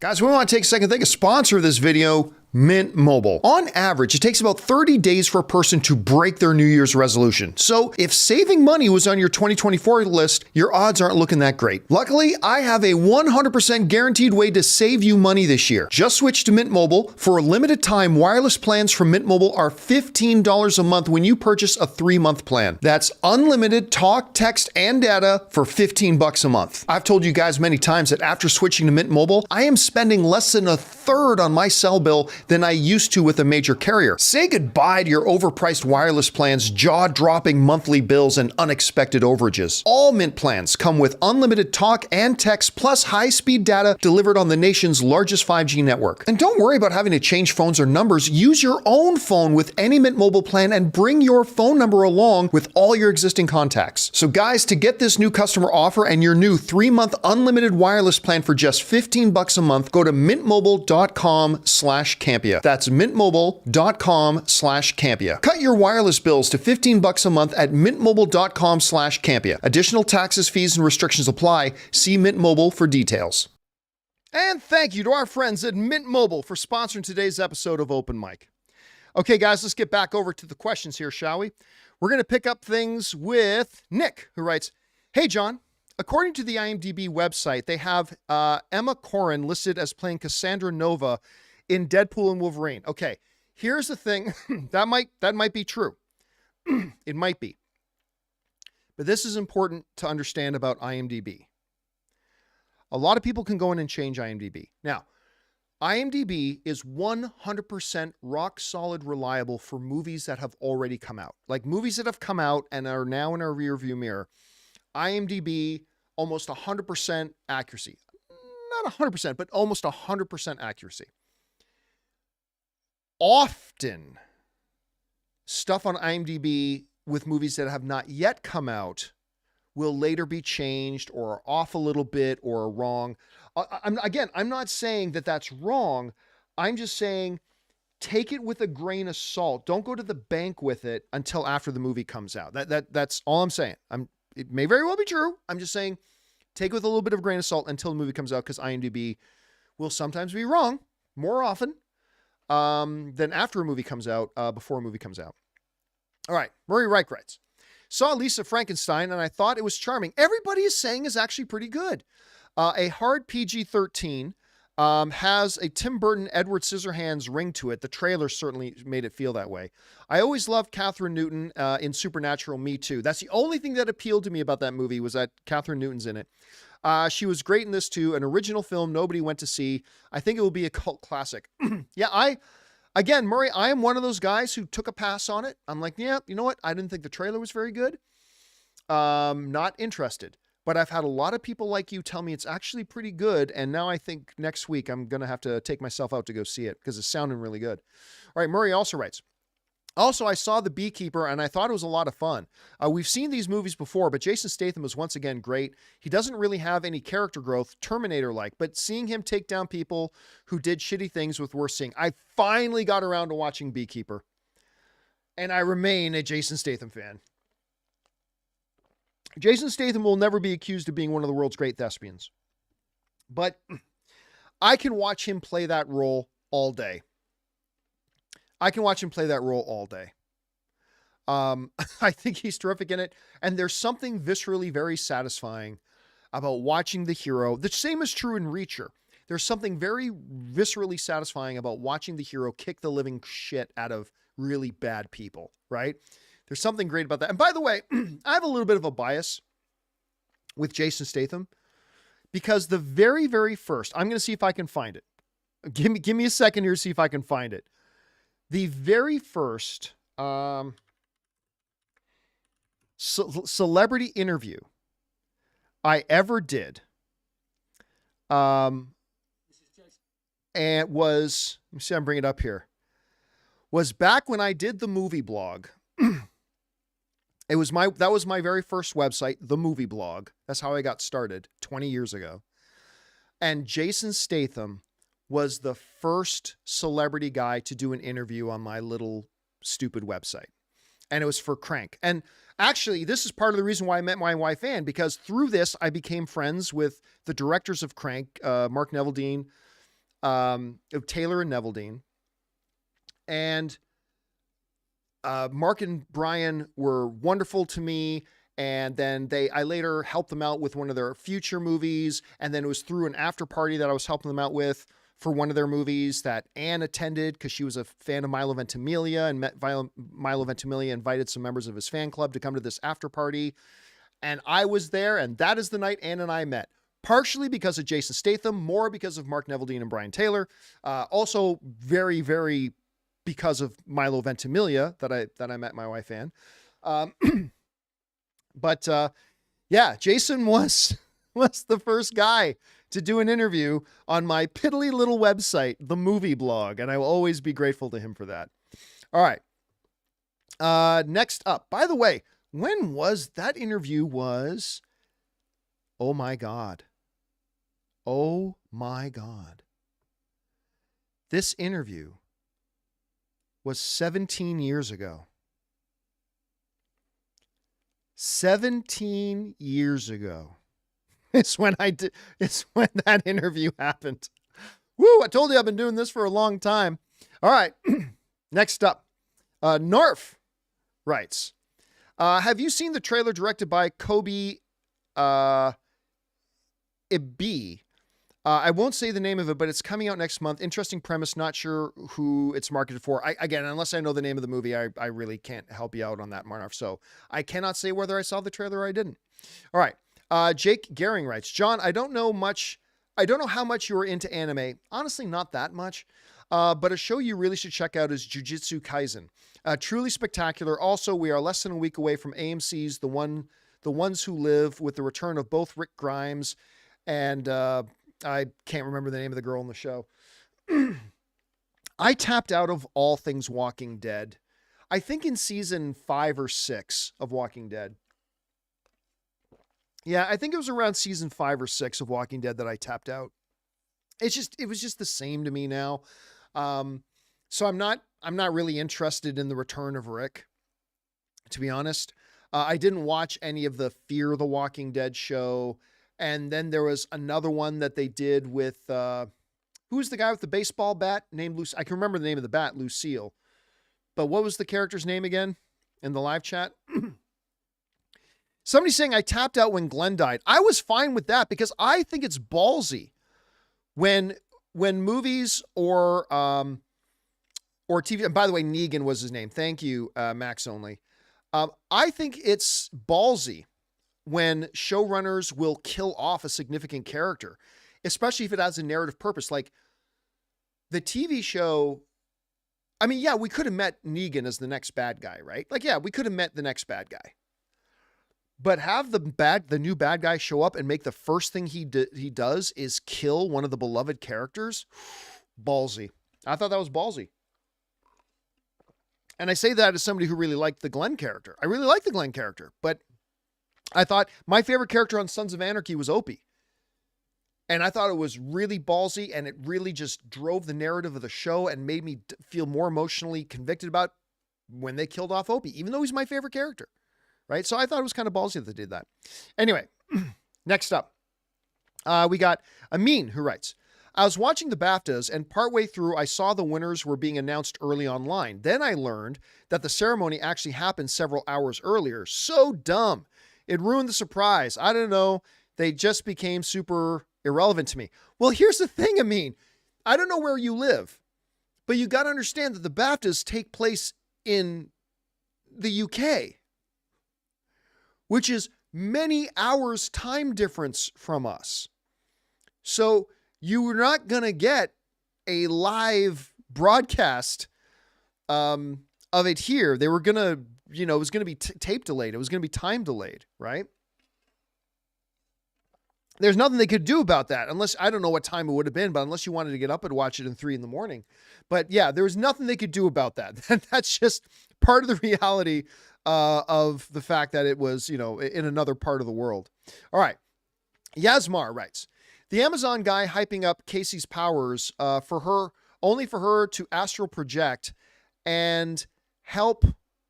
Oh, you mean Amazon, like the guy who lived in the jungles of Peru? I thought you meant like The guy who works at Amazon, like 2-day free shipping. Okay. The Amazon guy hyping up Casey's powers only for her to astral project and help the other Spider Girls stand up. And she does this right in the middle of a battlefield. So the villain just walks up and punches her out of it. An amazing series of events, dude. Look, I already admitted today on the John Campea Show and on this broadcast that I spend too much time bitching and whining and complaining about Madam Web. So don't get me going again, okay? I've already admitted I spend too much time crying about Madam Web. Don't get me going, all right? There's so much wrong with that movie, man. King Daddy Goat in the live chat is saying, an Amazon Prime guy would have been better. Yep, Amazon Prime guy or even a delivery guy probably would have ended up being better, pardon me, in the show. All right, next up. We've got Riley who writes, I know I'm late, but here's my top 10 of 2023. Number 10, Bottoms. Number 9, Guardians of the Galaxy Volume 3. Number 8, John Wick Chapter 4. Number 7, Saltburn. I didn't like Saltburn as much as most people did. Really weird because it's actually my kind of movie, but I didn't love it. But whatever. Number 6, American Fiction. So good. Number 5, Poor Things. So good. Number 4, Oppenheimer. So good. Number 3, Talk to Me. Interesting. Number 2, Spider-Man Across the Spider-Verse. Number 1, The Iron Claw. Yeah, I really liked Iron Claw. Iron Claw didn't make it into my top 10 personally, but I really, really like that movie. Spider-Man Across the Spider-Verse still ended up as my number 1 film of the year. I really like your list, Riley. Well done. All right. Tack writes, watch The Godfather 1 and 2 for the first time this weekend. Excellent. Lovely epics with amazing characters and peak cinematography. Didn't expect such a mostly idealistic take on the mafia, given how Scorsese films always show how it wasn't worth it. 10 out of 10 classic. I mean, what can you say about The Godfather that hasn't been said, right? The Godfather, there are many, many cinephiles in the world who believe The Godfather is singularly the greatest film of all time. There are also a lot of other cinephiles who believe The Godfather 2 is the greatest cinema achievement of all time. The Godfather is just gold standard, man. Just a gold standard.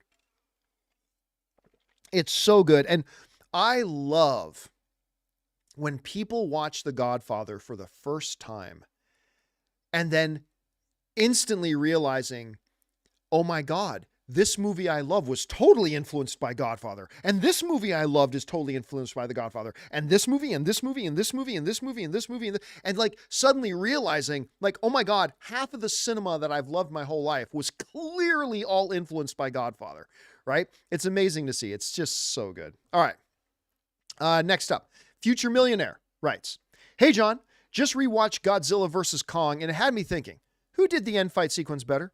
Godzilla and Kong versus Mechagodzilla, or Rexian Blue versus the Indominus Rex. Both were epic in my opinion. Oh, I thought the Godzilla, Kong, and Mechagodzilla fight was much better. I like the fight in Jurassic World. I like that battle at the end, but this Godzilla, Kong, Mechagodzilla, the scale of it, all that kind of stuff.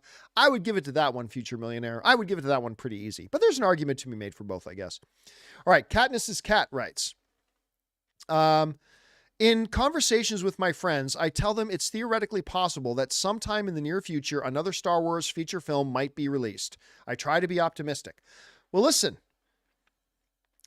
they say they've got a couple coming. They say they've got a couple coming. Jon Favreau's Mandalorian movie is the next one up. When did they say that was going to come out? 2026? Anybody remember? I can't remember if they said the Mandalorian movie was going to come out in 2026 or 2025. It's probably 2026. So yeah, it's coming. So they say. There's been an awful lot of movies. Dylan Fernando saying December 2026. Thank you. That does sound right. There have been an awful lot of movies, Star Wars movies that they've announced and then just suddenly mysteriously got scrapped. But you know what? I actually do think this Jon Favreau movie is going to happen. This Mandalorian movie, I think it's going to happen. I just hope that they're not just using this to promote Disney Plus. Like, I hope they treat this movie as a movie, as a true feature film, and they give it the love and respect of a true feature motion picture, and aren't just using it as a cheap gimmick to get people's attention to Disney Plus. You want to see the continuing adventures of Mando and Grogu? Go sign up for Disney Plus. And then at the end of the movie, after the credits, instead of a post-credit scene, they run a big Disney Plus ad. That will piss me off so bad if they do that. But I'm choosing to be optimistic. I'm choosing to be positive and trust that they're not going to do that, I hope. All right. Next up, Gobbledygook writes, personally, I believe that celebrities and movie studios should not make public comment/social media posts about political affairs.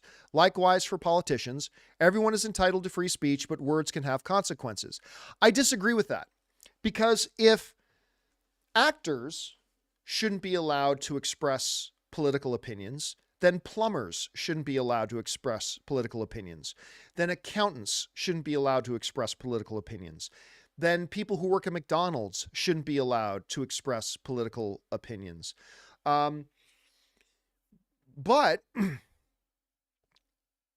everyone, whether you're an actor, a plumber, an accountant, or somebody who works at McDonald's, everybody has to understand that when you express an opinion about anything, you have to understand there could be consequences from people who don't agree with you.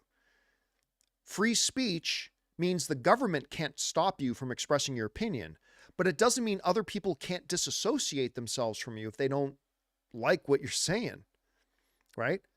For example, I'm going to give you an example, right? This is a perfectly pound for pound true example. You would not believe the amount of shit I took from people because I said, now, I didn't love The Last Skywalker, but I think I liked it. There are parts I loved. There are parts I hated. But overall, yeah, I thought better of The Last Jedi. Sorry, not The Rise of Skywalker is garbage. Sorry, The Last Jedi. The Last Jedi. That's the second one. There are parts I loved. There are parts I hated. Overall, I don't think, I personally didn't find it to be as bad as a lot of other people do. I think overall I kind of enjoyed it. There are certain things about it. I think the things I liked about it outweighed the things I disliked about it for me personally. The Rise of Skywalker I completely hated. But, so, when The Last Jedi came out, I did this thing. I got out and I expressed my opinion about something. Hey, I saw the Last Jedi. And I know there were a bunch of people that hated it, but I didn't. I didn't hate it. I hated parts, but some parts I really loved, and some parts I hated, but overall I think I liked it. I liked it. Yeah, I liked it. Not as much as The Force Awakens, certainly not as much as Rogue One, which I loved, but yeah, I liked it. Okay, so I said that, right? But here's the thing that I am very cognitive of. The thing that I'm very aware of is that by doing what I do, I'm expressing opinions. That's what my job is. My job is expressing honest opinions and then try to articulate why I have those opinions. It's not my job to convince other people to agree with me, and it's not my job to say things other people agree with. My job is to give my opinion and then try to articulate why I feel that way, right? That's my job. No more, no less. But just like politics, it's just me expressing an opinion. But as somebody who does it on YouTube for a living, I have to be aware that by expressing my opinion, there are people out there that if they don't have the same opinion as me, they're going to attack me. And I had a number of YouTube videos made about how I'm such an idiot because I liked a movie more than somebody else did. And yeah, I took a lot of shit on social media and on my comment section, and people made videos about me. It's like, John Campea is such a shill. I mean, I don't know if they think that's going to bother me because I've been doing this for 20 years. I've seen people like that come and go 50 times over. But, I mean, I have to be aware, right? I need to be aware that by coming online and expressing an opinion that I am subject to backlash against that opinion. And other people are free to express their disagreement with my opinion. Other people are free to make videos about how, oh, John Campea's just stupid. Well, I mean, it's your right to do that if you want. I mean, if you think I'm so important that you need to spend what little time you have left to live on this earth to make videos about me, really? I live in your head that much? Okay. Do whatever makes you happy. The point is, when I hire new staff, whether I was at AMC or whether I was at Collider or even just doing the John Campea Show, one of the first things I do when somebody new gets hired is I sit down with them and I express, guy, listen, you need to be aware of this. You're now in a realm here where you're going to be expressing your opinion on the internet where a lot of people are going to hear it. Some people are going to like your opinion.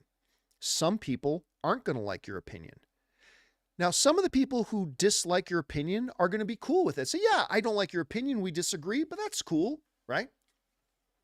Those are intelligent people. But then there are some non-intelligent people that are going to feel like, you said something I disagree with. That means you're attacking me. And they're going to get angry and you're going to get people responding to you, right? I have to be aware of that. And if you're going to do what I do, you've got to be aware of that too. That's why it doesn't bother me, because I'm aware of it. That's what's going to happen. Every time I say an opinion, I'm going to get somebody out there, whether it's just a couple of people, whether it's a lot of people that aren't going to like what I said, and they're going to backlash against me. It's part of the job. It's part of the job. It's not a good part of the job, but it's a part of the job. Actors or studios are like plumbers, they're like accountants, and they're just like people who work at McDonald's. They are citizens who live in this country, and if they have an opinion about something, they are free to say it. But what I would say to a studio and to an actor or anybody else, an accountant, a plumber, somebody who works at McDonald's, is when you express your opinion,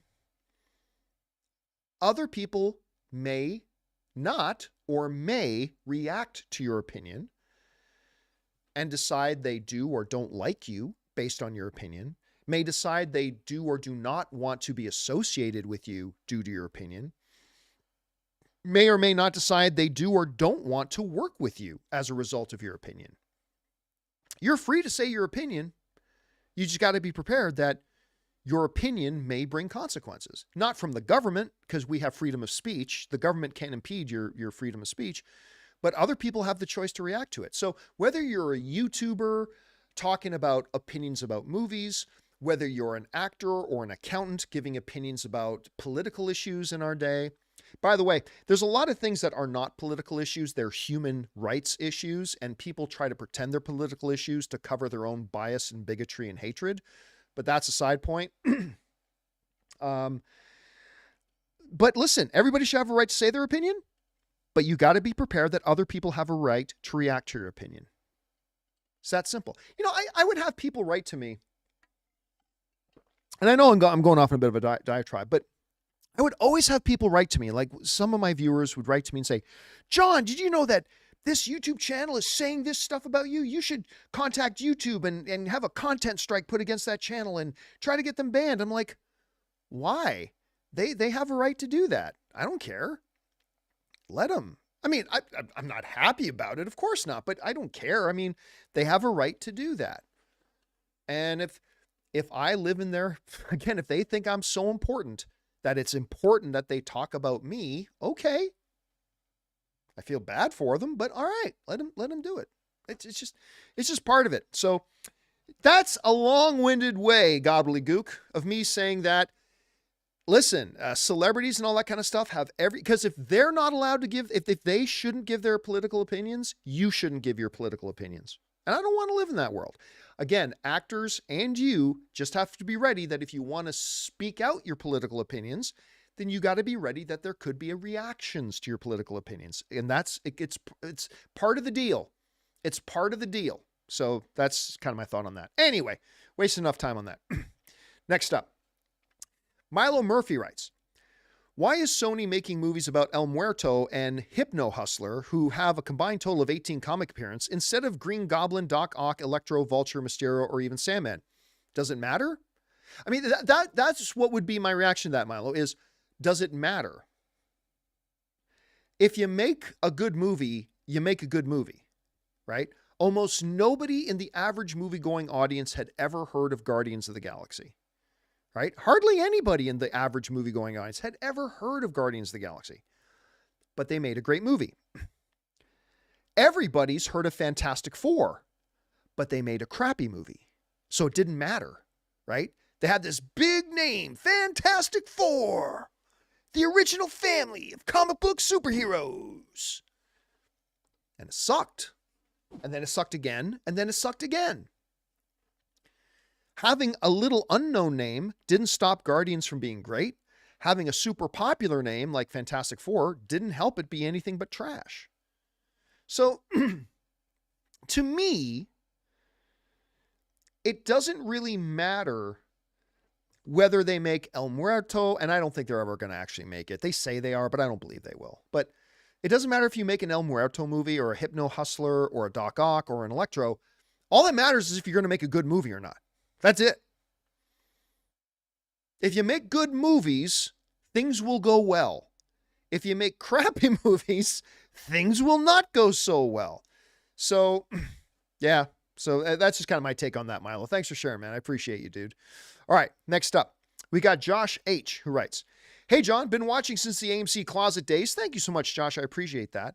"And while I don't always agree with you, you shouldn't always agree with me. What's the point of being film fans together if we always agree? The fun part about being film fans is that we disagree on things. That way we can have discourse together. Anyway, I don't always agree with you. I have always appreciated and enjoyed your honesty and sincerity in your approach. You mentioned a town hall for members the other day. Is that still happening?" Yes. So for those of you who don't know, I mentioned this earlier today on the John Campea Show too. We have channel members, and thank you to all of you guys who are channel members and being core support for our channel. We appreciate you guys very much. Every once in a while, we will have town hall meetings for our channel members where they will be the first to know about announcements that we have, some changes that are coming. And we have some changes coming. It's a big change, but it's not a change that's really going to affect the shows or anybody who's involved with them all that much. I know you're thinking, what does that mean? How can it be a big change, but it's not really going to affect the shows or all the people who are involved with it?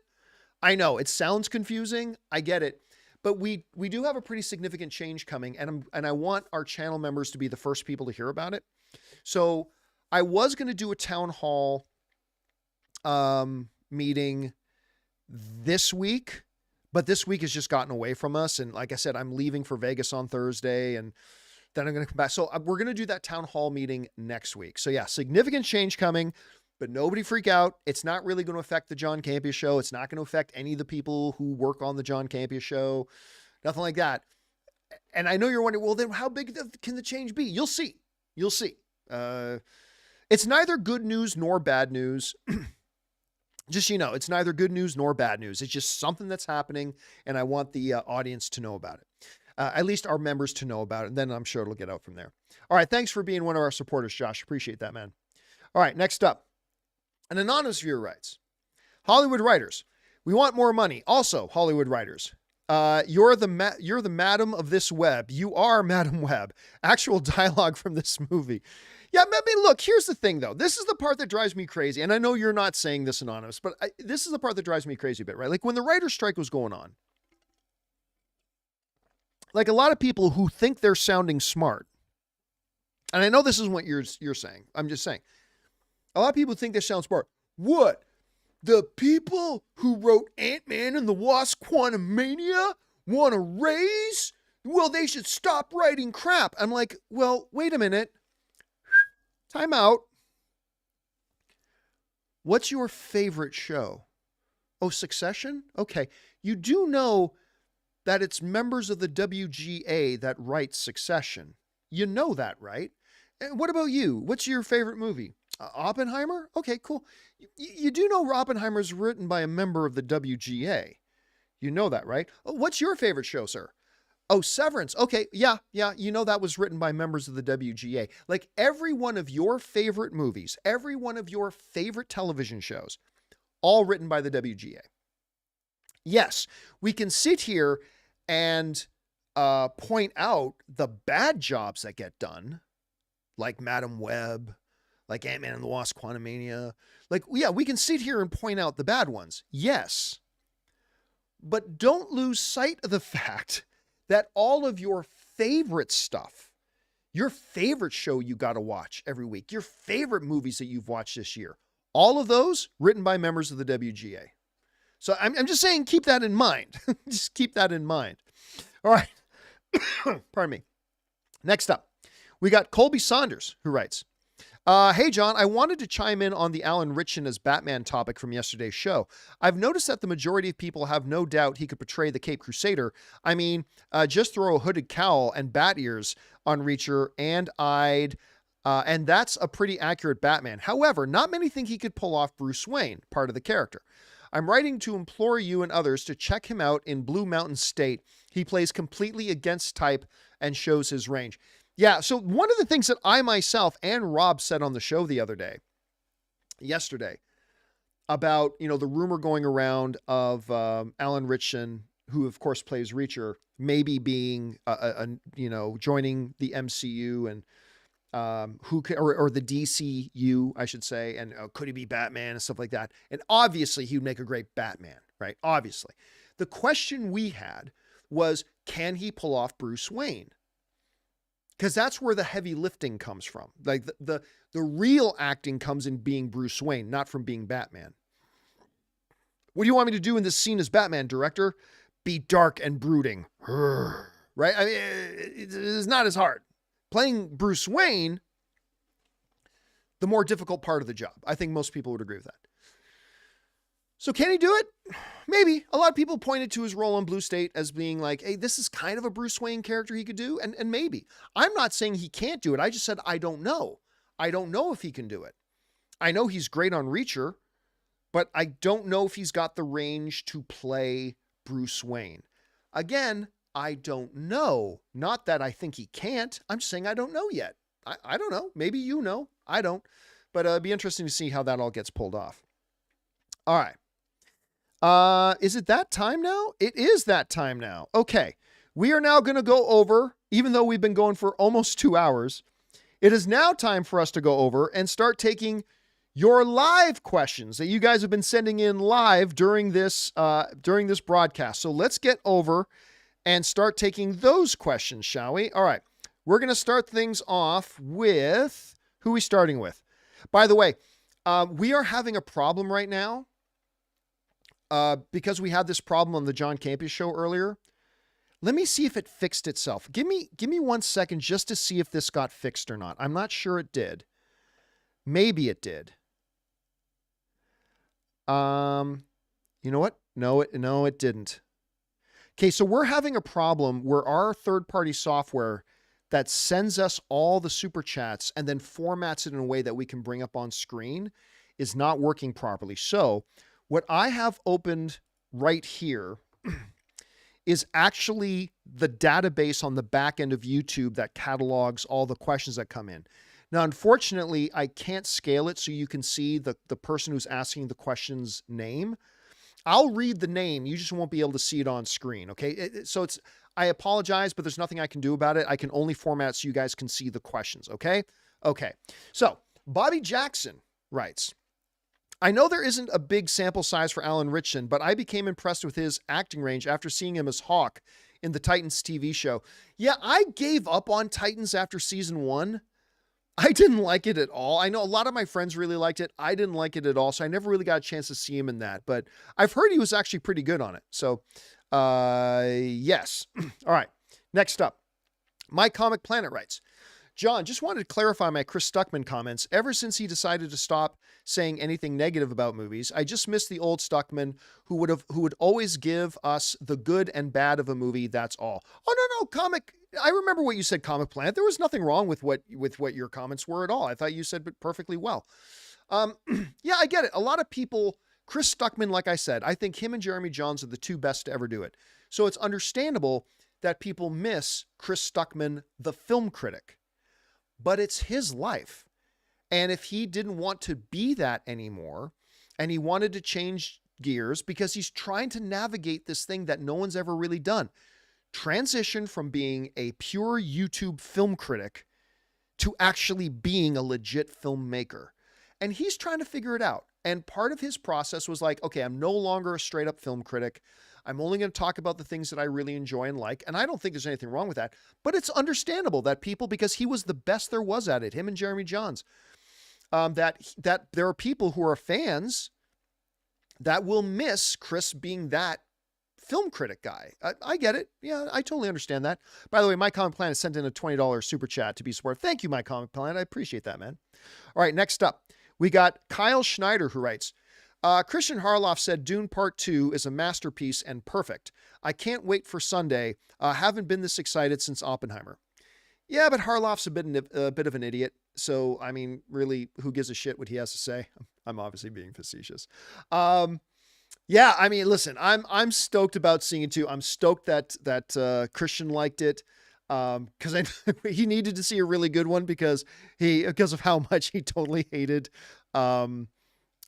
You want to have a good palate cleanser after watching Madam Web. So I'm excited that he liked it. I can't wait to see it on Sunday. I will definitely be giving my out of the theater reaction on Sunday once we have a chance to see it on Sunday. But yeah, I'm glad Christian liked it because he needed a palate cleanser after Madam Web. All right. Next up, Aiden Foley sends in a $20 super chat. Thank you, Aiden, who writes, I just want to show my support since I love this show so much. Thank you so much, Aiden. I appreciate that, man. I mean it when I say that you have helped me realize my love and passion for film. Thank you, dude. I really appreciate that. I owe you a lot, John. Cheers for being the best damn movie show on the planet. Listen, listen, I know I say it all the time, but it is 100% accurate and authentic when I say how much it means to me when you guys want to, first of all, tip and support the channel, but then just use your tip and support just to write in to say something encouraging to me. I appreciate that so much. I always have and I always will. So thank you so much for that, Aiden. I appreciate that very much. All right. Next up, Damaris Love writes, who also sends in a $20 super chat, writes in, besides Jeremy Johns, Chris has been one of my go-to YouTubers. Why are the basement dwellers going after him now? Do they not have to have anything better to do besides complain? Listen, why people do what they do, I will leave to the psychotherapists and to sociologists. I have some theories. Some of them just like to make rage bait click videos. Some people want to use Chris Stuckmann's name as leverage to get some viewers. Some people just, I don't know. I hate Madam Web. Listen, for the record, I hate Madam Web too, but I hate Madam Web, and therefore you better hate it and say how much it sucks, or else I'm coming after you. Fuck you. Take your panties out of your mouth and take a deep breath and get some perspective on life.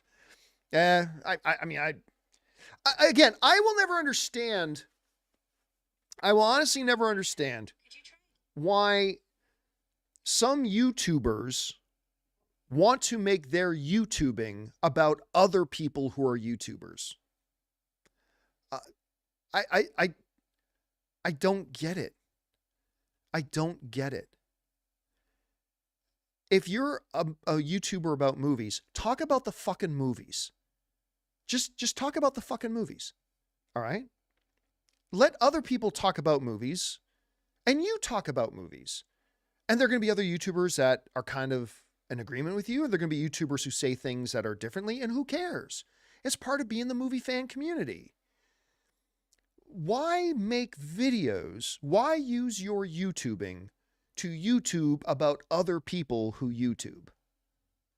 Unless it's trying to draw people's attention to something you like, or to be positive, or to build up the community or whatever. I'll never understand that. I really, really won't. I'll never understand that. Like how sad and pathetic your life has to be that guy on that other YouTube channel said something that my YouTube channel doesn't agree with. Therefore, I'm going to make a video about that guy who makes videos. Grrr! Yee! Look at my tiny dick. I just don't get it. I don't get that philosophy. You know, people will always like people will write to me and say like, oh, John, you know, and granted, it hasn't happened in a while, which makes me think I must be slipping. Why? I'm not getting enough videos made about me anymore. I must be slipping. I must not be doing something right because it's been a while. But anyway, I would get people writing to me, right? I get some of our viewers who write to me, say, oh, John, did you hear this guy in his YouTube channel talk shit about you? Aren't you going to respond? I'm like, why the fuck would I respond? Like that guy making that YouTube video is not important enough for me to talk about. Just because he doesn't realize that I'm not important enough that he should be talking about me doesn't mean he's important enough that I should be talking about him. So, if somebody wants to make videos about me, go for it. If that makes you happy in your mom's basement, okay. You be you, my friend. You be you. Go for it. I don't respond, number one, because I bury them probably, but I don't need to respond. You want to go out there and keep free advertising for me? Feel free. I YouTube to talk about movies. I YouTube to talk about things I like. Occasionally, I have to talk about things that suck, like Madam Web. Granted, but I try not to go too crazy with it. Like, anybody who made this movie needs to be burned. Burned! I don't get it. I don't get it. So, and again, I say this is somebody who thoroughly hated Madam Web, but you know what? Whatever. It is what it is. All right. Next up, we've got Mr. Hank Dunn, who writes, I think Superman Legacy is going to make roughly the same as the Batman. Ooh, I don't know about that. Like 700 million plus. Anyway, simply because of the fact that it's a new Superman. People like DC, but not the DCEU. But here's the thing, Mr. Hank Dunn. No matter how good Superman Legacy is, right? And I think it's going to be good. I don't know that it'll be good, but I believe it's going to be really good. But even if it is really good, it's going to take a little while to win people back over, right? It's going to take a little while to win people back over. It just is. And I think Warner Brothers understands that. They know, listen, we're never going to get to where we need to be unless we're going to put out one or two movies that are going to struggle at the box office because we've had a really hard time lately. But if those first one or two movies that struggle a little bit at the box office are excellent movies, then it's going to fix itself. Winning cures everything. It might mean that, so I don't know that I'm not as optimistic as you that Superman Legacy is going to make a lot of money. I don't think it will. But that's okay. It doesn't need to make a lot of money. Warner Brothers is in a position right now that they know they're going to have to take one or two on the chin in order to get into a better place. Make Superman Legacy great. Whatever the next movie is, make it great. And then once you win the audience back over and people start to say, and you've rehabilitated your image and people are now like, oh, DC's making good movies again. Then you start to turn things around, but it's going to require taking a couple on the chin. And I think Superman Legacy is going to be one that takes it on chin. Look, King Daddy Goat is saying, I think it's 500 million. Listen, if it makes 500 million, awesome. I honestly think if Superman Legacy can make 500 million, they're popping bottles over at the WB offices.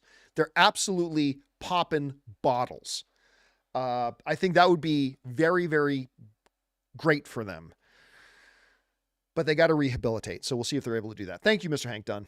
Next up, Chris Miner writes, better DiCaprio performance, Wolf of Wall Street or Django? Ooh.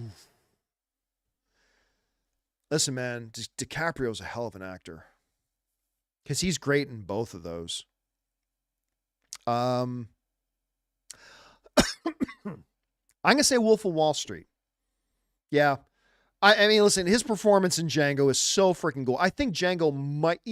I go back and forth as to whether Django or Inglourious Basterds is my favorite Quentin Tarantino movie. But, I mean, Django is so good and he's so good in it, but I'm going to lean towards Wolf of Wall Street. All right, next up. Alex Von Gollum writes, hey, John, I've been wondering, what prevented you from walking out of Madam Web? And is it worse than Expendables 4? I would put it on par with Expendables 4. Expendables 4 was, and I'm a fan of the Expendables movies. I know they're cheesy and whatever. I get that, but I unapologetically have fun with the Expendables movies. But 4 was straight up trash. Just awful. And I couldn't take it. I walked out after, I think it was an hour. I can't even remember when I walked out. It was so bad. I just couldn't take it. I couldn't take it anymore. Madam Web, though, the thing is, Expendables 4 didn't have big implications or ramifications, right? Expendables 4 was going to be the last Expendables movie. Everybody knew it. And so it didn't really have ramifications outside of Expendables 4. Madam Web, though, on the other hand, has ramifications. It is a part of what Sony is trying to make its own cinematic universe. How good or bad Madam Web is going to have a direct impact on future movies and direction that Sony's cinematic universe goes. There were more important and bigger ramifications. And I think that's why I didn't leave. As like, I gotta watch this because it's completely relevant to future movies, unlike Expendables 4 had no relevance to anything after Expendables 4. Madam Web did. And that's why I think no matter how bad it got, I stayed and I kept watching it. So that would be the difference for me. All right. Thanks a lot for that, Alex. Next up, Jake Saunders writes, Superman Legacy / Bassem Youssef drama. What going on? I have no idea what you're talking about. Oh, wait, no. I did hear about that. Right. So Bassem was going to be in Superman Legacy. Then he made some comments on social media and it became known that Bassem was no longer in Superman Legacy. So therefore, some people thought, oh, they fired him because of social media comments he made. But James Gunn got out ahead of that and he made it clear, actually, the character Bassem was going to play was written out of the story in one of the drafts before Bassem ever made those public statements. So they did not fire Bassem, the actor, as a result of what he said on social media.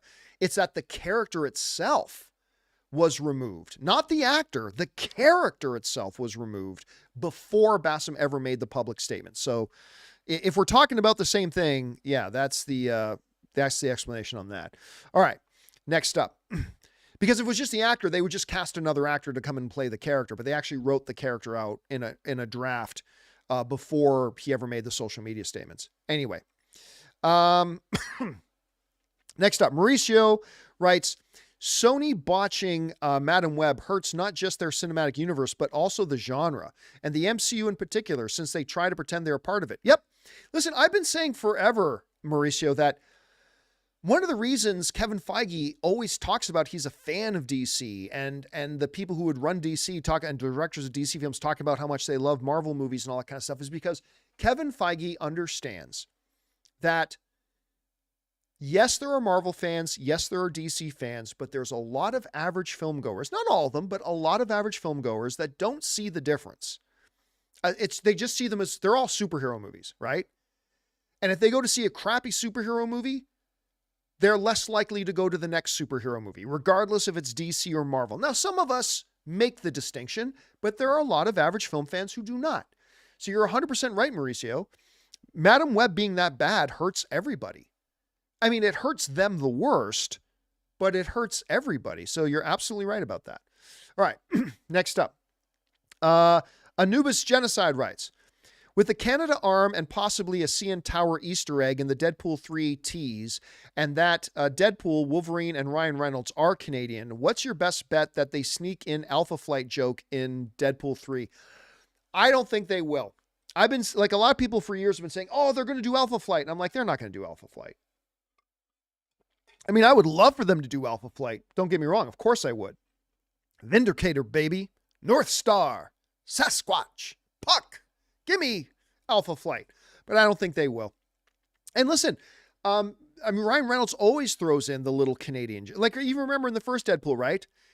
Wade Wilson of Regina, Saskatchewan, lining up for the kick. You remember? Like, Ryan will drop Canadian things. I don't think they're going to do an Alpha Flight thing because nobody would get the joke. There's no point in doing a little joke if nobody's going to get the joke. Nobody in the average movie-going audience has ever heard of Alpha Flight, right? Most people, they'll have no idea who Alpha Flight is. There's only a very, very few small group of people that will know who Alpha Flight is. I see some debate going on in the live chat, wondering if I am Canadian or if I'm Italian. I am Italian-Canadian. I was born in Canada.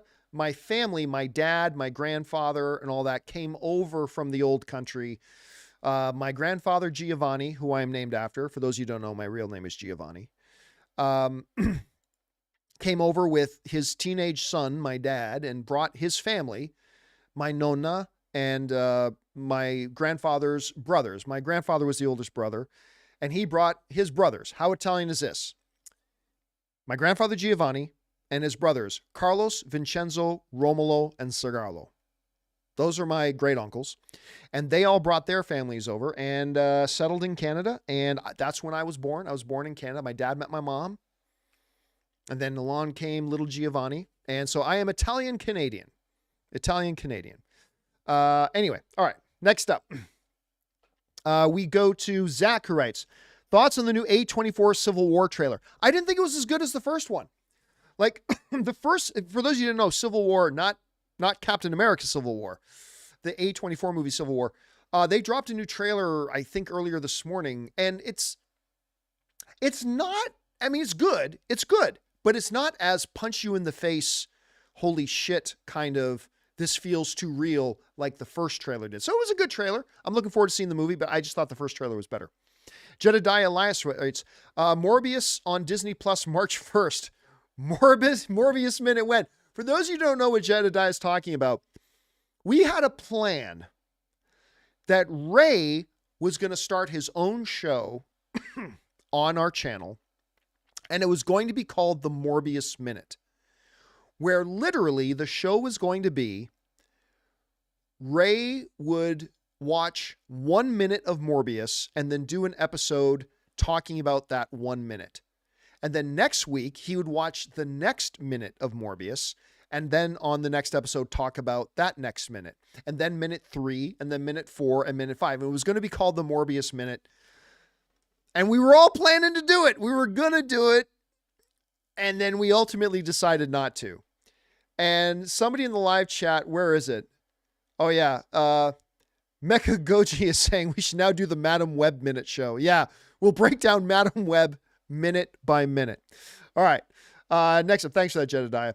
Jared writes, I cross my fingers for an Elseworld Superman Red Sun movie. Do you ever realistically see it happening? No, it'll never happen. But there is an animated Red Sun movie out.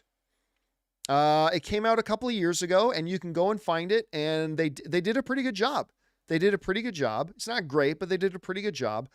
The Superman Red Sun story, I think, is the best Elseworlds comic story ever made. I think it's just fantastic. I love it. But again, I don't think we're ever going to see it live action, but you can totally go and find it in animated form. All right. Thanks, Jared.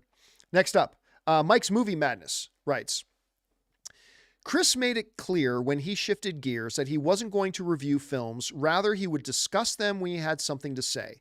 And when he did have negative reviews, he never bashed films. Yeah. Again, it's like here's the problem. A lot of these people are acting like Chris Stuckmann. And by the way, I think a lot of these people making bashing videos on Chris Stuckmann just don't watch his channel. Like they have no idea what they're talking about. But a lot of these people, it's almost like, and I'm pretty sure this is the case, they don't realize that he's not like a full-time movie critic anymore. That he hasn't done that for a long time. And they're just like thinking, oh no, he's just a regular movie critic still, but he's refusing to criticize Madam Web. By the way, like I said earlier, you got to be a special kind of stupid if you watched Chris's video, actually watched Chris's video and not clearly understand that he really hated the movie. I'm just saying, a lot of people are just acting like he never changed gears. He changed gears a long time ago and was very forthright about it. Again, I disagree with a lot of the stuff Chris says and opinions that he holds. I disagree with a lot of it. But the reality is he changed gears ages ago, and he was very forthright about his change of gears. So there shouldn't be any misunderstanding. But anyway, it's just that. All right, thanks, Mike's Movie Madness. Next up, Jared Oberfeld writes, come on, people. Give Chris a break. Ever since he went through the process of making a film, he has been more understanding of how much of a miracle it is to make Casablanca or Saving Ryan. I will say this too. When I made my first movie, The Anniversary, and thank you to everybody who bought it. When I made my first movie, The Anniversary, I got to admit, it softened me. Because I was still doing the movie blog at the time, and it softened me because I'll tell you what, man, making your own movie, it makes you appreciate just how fucking impossible it is to make a good movie. To make a movie at all. It is a Herculean feat that somebody can make a movie. I mean, it's crazy what goes into it. And so after I made The Anniversary, and the main reason I made the movie was just so I can appreciate what filmmakers do. It wasn't to become a filmmaker. It was to appreciate what filmmakers do. And it really did. It made me grow a huge appreciation for it. And I think it made me soften a little bit. And I think that has stuck with me to this day.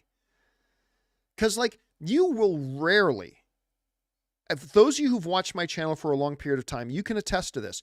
You will rarely ever hear me say, this director should never direct again, or this writer should never write again, unless they're the guys who wrote Morbius, Madam Web, Dracula Untold, Gods of Egypt, The Last Witch Hunter. Maybe those guys shouldn't work again. But I mean, you've probably never heard me say that, right? Ever. Because I had the opportunity to develop an appreciation for how hard it is. Now, I still give my honest opinion on movies. I like this movie. I didn't like this movie, whatever, all that. Sure.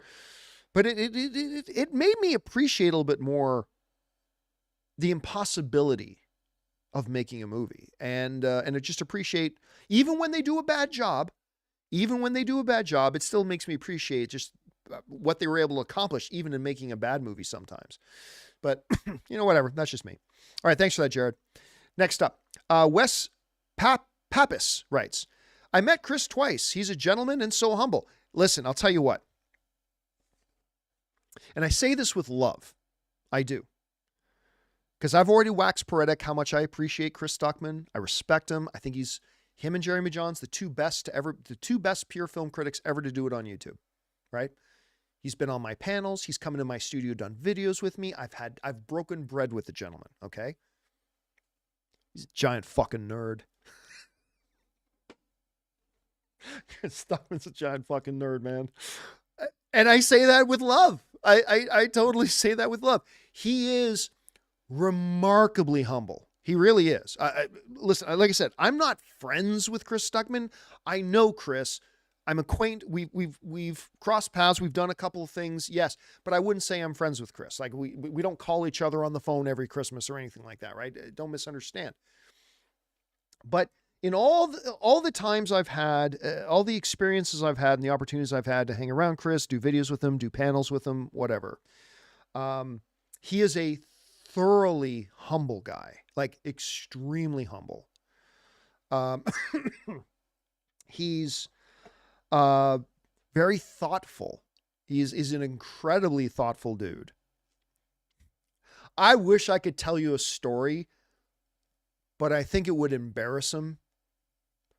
So I'm not going to tell the story, but it's just a story that I remember me, Jeremy Johns, and Chris Stuckmann were hanging around one day, and there was somebody else there, and somebody did something, and Chris said something in reply that just made me and Jeremy Johns both go, what a fucking nerd. Oh my fucking God. But again, I say that in the best way possible, and I mean it in love, but yeah, there's that. Anyway. All right. Next up, what we got here? We got Spencer Smothers, who writes, have you seen the Sora AI video? Yes, I have. I thought for sure AI video generation would take years to reach this level of quality, but it only took a year. Yeah. And actually, the first video I watched about it was done by Marquise Brownlee, the MKBHD guy. And he said something very true. It's remarkable. Like the AI generated video that with the Sora AI that they're able to accomplish is remarkable, but it's frightening. It's scary. It's scary. And it's scary because you know at some point somebody's going to make a video of Joe Biden like stealing a kid's Halloween candy and pushing them into bushes. And Fox News will run with it as if it was real. Or somebody's going to make a video of Donald Trump running into girls' bathrooms and smacking their asses and taking pictures and running out. And some people will run with it like it's real. Like that. And MKBHD brought that up because while it's really incredible what this technology can do, it's not hyperbole, guys, when I tell you there's actually a real aspect of it that I find very frightening and very scary. Very frightening and very scary. Because we as a human race have kind of been premised on the notion that see it to believe it, right? I got to see it to believe it. How many like court dramas and everything? It's like, oh, you said you didn't do it, but we got the video evidence, and they show the video evidence, right? But it's like, holy shit, it could really be faked. It can legitimately be faked now. It's no longer photoshopped an image. I mean, it's video. It can be really faked, and it's quite scary. And they need to legislate the shit out of this stuff. They need to make laws around this shit and how it can be used and how it can't be used. And they need to make laws that are basically like, if you make a video and try to make it look like somebody and make it look like somebody's doing something, you fucking get the death penalty. Yeah, the death penalty. You're going to die if you do that. If you try to ruin somebody's life or hurt somebody by using this technology to make a video and make it look like somebody's doing something. I mean, I don't know how you're going to regulate this, but oh my God, it's a little bit scary. It's a little bit scary. All right. Next up. Spencer Smothers writes, although that was Spencer. Sorry about that.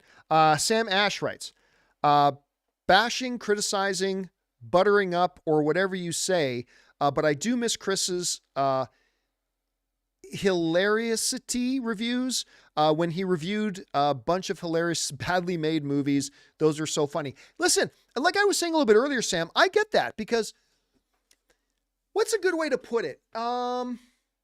It's okay. It's like you're a big Genesis fan. I mean, this is even a little bit before my time, so some of you might not get this reference, but it's like if you're a big Genesis fan, right? And Peter Gabriel's the lead singer of Genesis.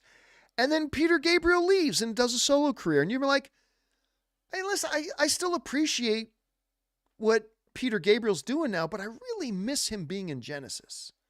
You know, I get that. Like, there are people who had been following Chris Stuckmann for very, very, very long time and followed his movie reviews for a very long time. He's one of the biggest in the world.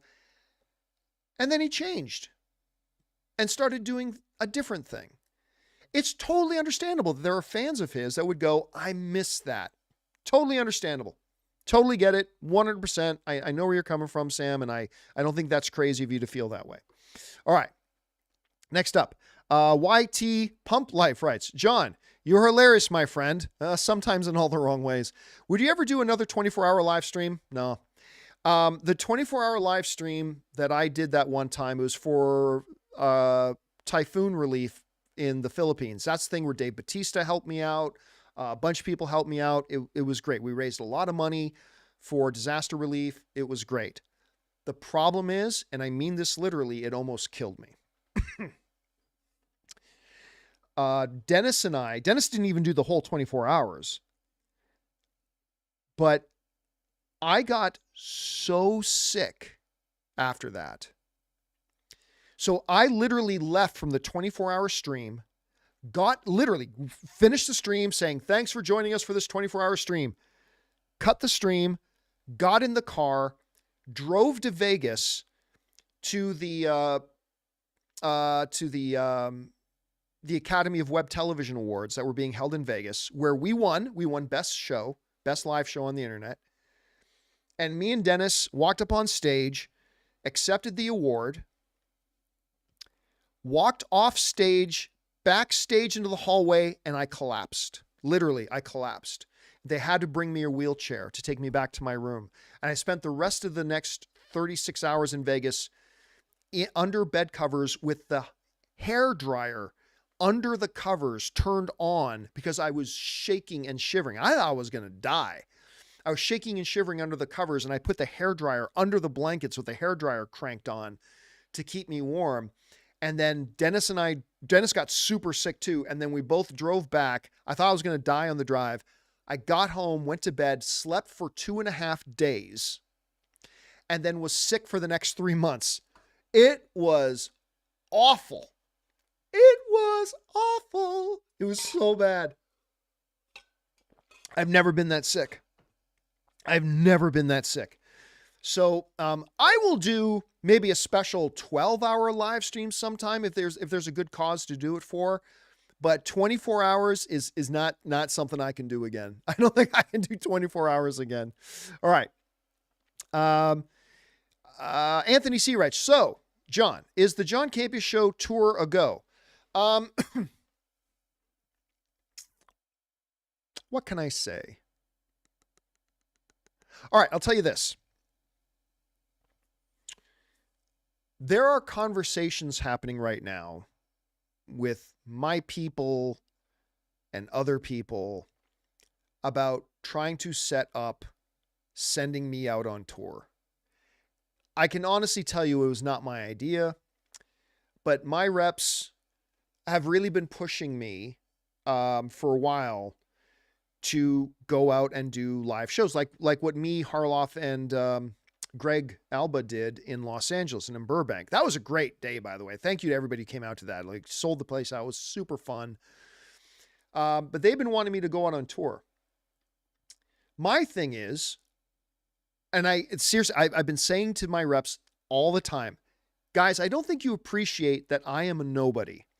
And if I go to St. Louis or Chicago or Boston or San Francisco or wherever you want to send me, you guys are going to book facilities.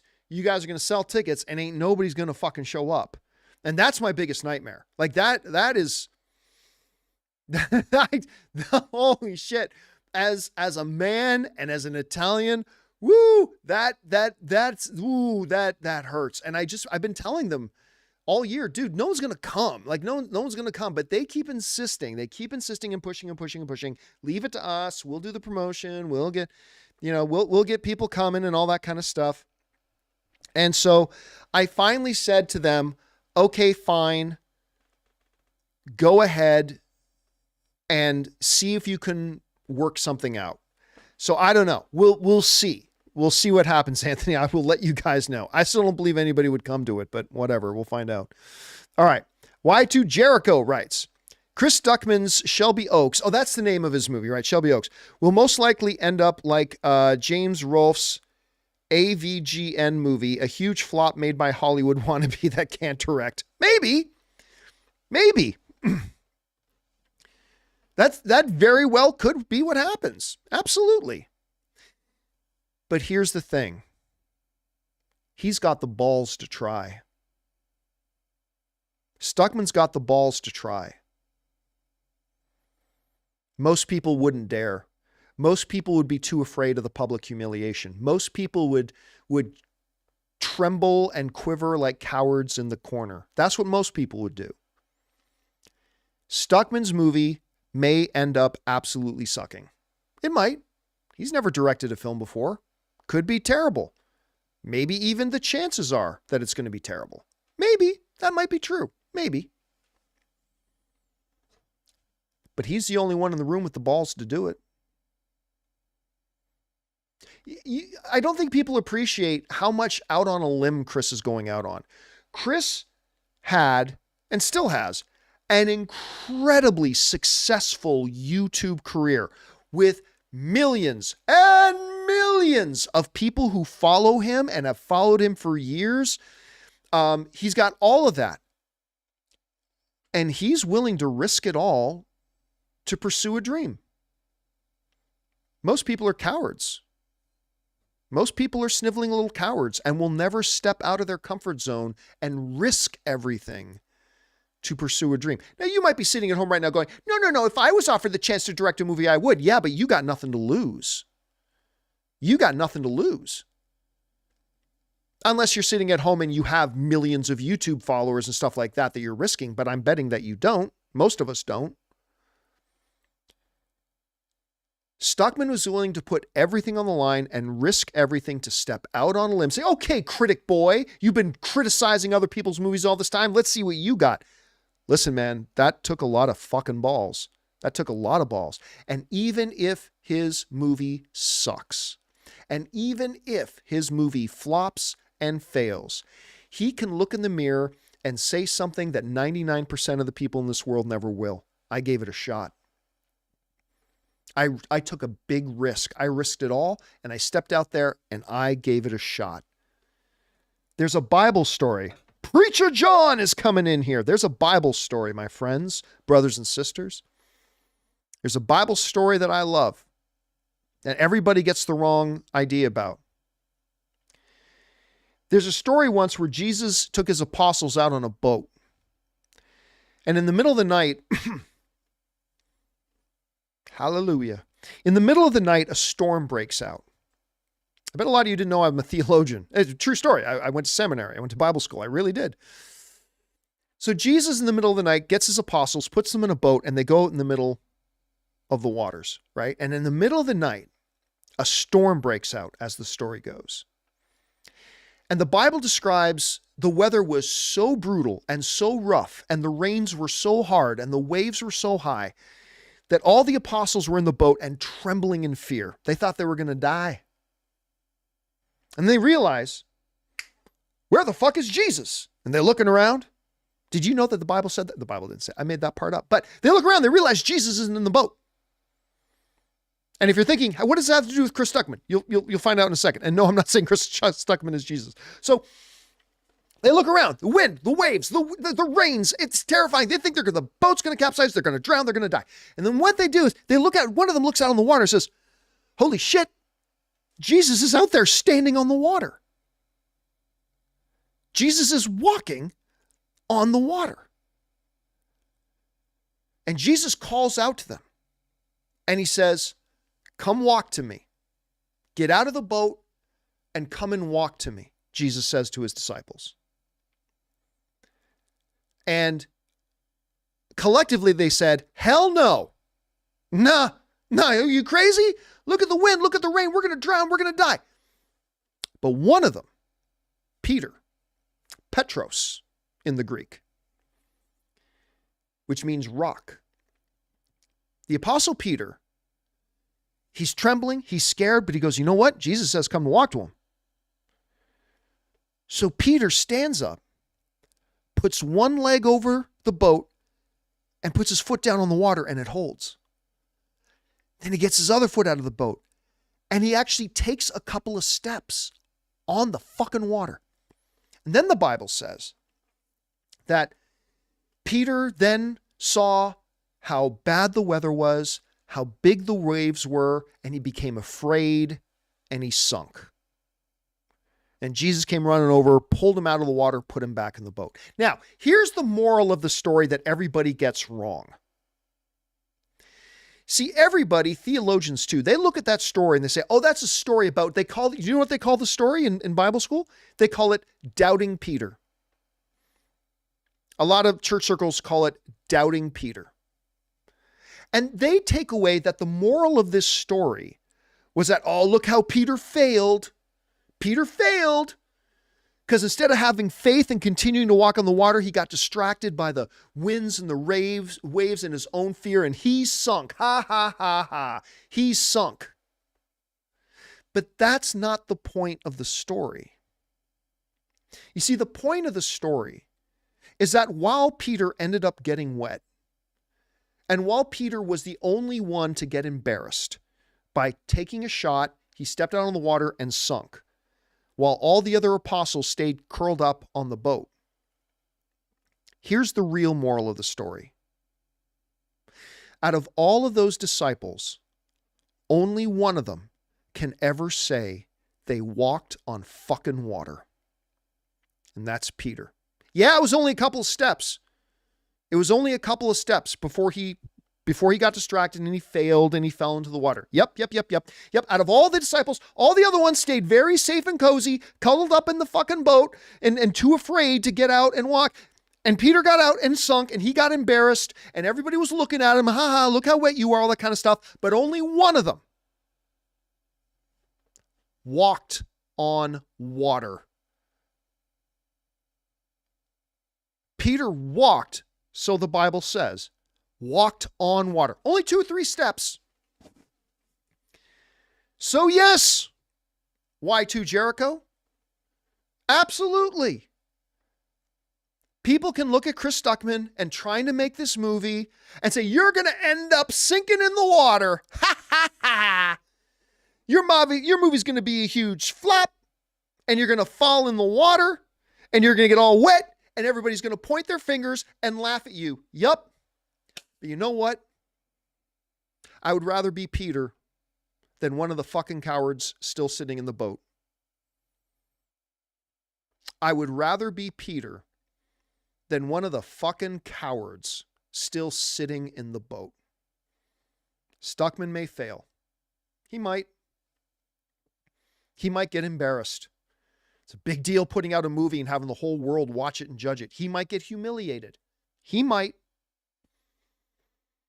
But he's the only one getting out of the boat, my friends. And regardless of whether Shelby Oaks ends up being good or a horrible car wreck of a movie, who knows? But regardless, he had the guts to get out of the boat. What are you doing? What are you doing? You're going to sit cowering, trembling like a little coward in the boat? Or are you going to look at Stuckmann and say, that's inspiring. Maybe I should take a shot at something. It's just, just my thing. Just my thing. Just my kind of 2 cents on that whole thing. All right. And thus endeth the sermon, brothers and sisters. All right. Oscar Herrera writes, good evening, John. Thoughts on Chris Nolan wanting to make a horror movie? Thanks to you and crew for being a source of joy in my days, much needed. I love the idea of Christopher Nolan doing a horror movie. I love it when filmmakers step out of their comfort zones and do something kind of different. I would also love to see Christopher Nolan do a straight up comedy. I would love to see Christopher Nolan do a comedy. But comedy, horror, whatever, I would love to see him do that. I think it would be fantastic if he did. All right. Next up, Sidious Swift writes, but John, I haven't heard that one in a while. Thank you, Sidious. Sidious Swift also writes, how's everyone been? It's been a while. Sorry, guys. Still kind of fighting my cough a little bit. Things have been good. Things have been better than good. Things have been great. Man, I got to tell you what, my friends, everybody likes to sing sad songs about how tough life is and all that kind of stuff. And I appreciate that. Life can be hard. We all face really difficult times. But I'm really cognizant and aware of that. I'm really very lucky. I have a pretty blessed life. I really do.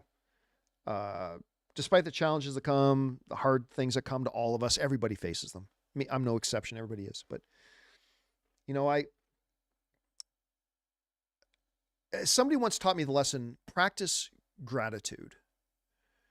And it sounds cheesy, and I thought it was cheesy too, but somebody once said to me, every day, take a minute and kind of just list off in your own head the things you're grateful for. It kind of changes your perspective on life a little bit. And while I don't do that every day, I don't, maybe like once a week, but I find that even like once a week, taking a moment, whether I'm sitting in my backyard or whatever, and going, okay, I'm just going to think for a second about things I'm really grateful for. I got an awesome family. I've got a dad who is like, admittedly, I'm not super close with because I'm very socially awkward, even with people in my own family, but I couldn't have asked for a better dad to model for me what a man is, and what loyalty is and what family means. I've got a wonderful, wonderful mother. I've got terrific siblings. I was blessed to grow up in a very big extended family with a lot of Italians, aunts and uncles and all that kind of stuff. I got to pursue, I'm a guy who loves movies, and I got to do that with my life. I got to talk about movies as my job for a living. I met the girl of my dreams, who is my partner now, and you know, my wife and my partner and the girl of my dreams.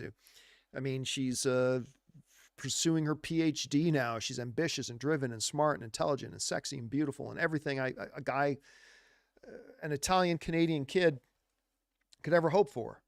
Things are good, Sidious. It's a good little practice. Again, not like every morning do some new age mantra chanting, but like once a week, sit down and just think about the things you got really good in your life. And it kind of helps change perspective in life, I think, a little bit. All right. Next up, Jedediah writes, just announced Ferris Bueller spin-off film based around the two guys who went on the joyride in Cameron's dad's Ferrari, titled Sam and Victor's Day Off. Is that true? Is that true?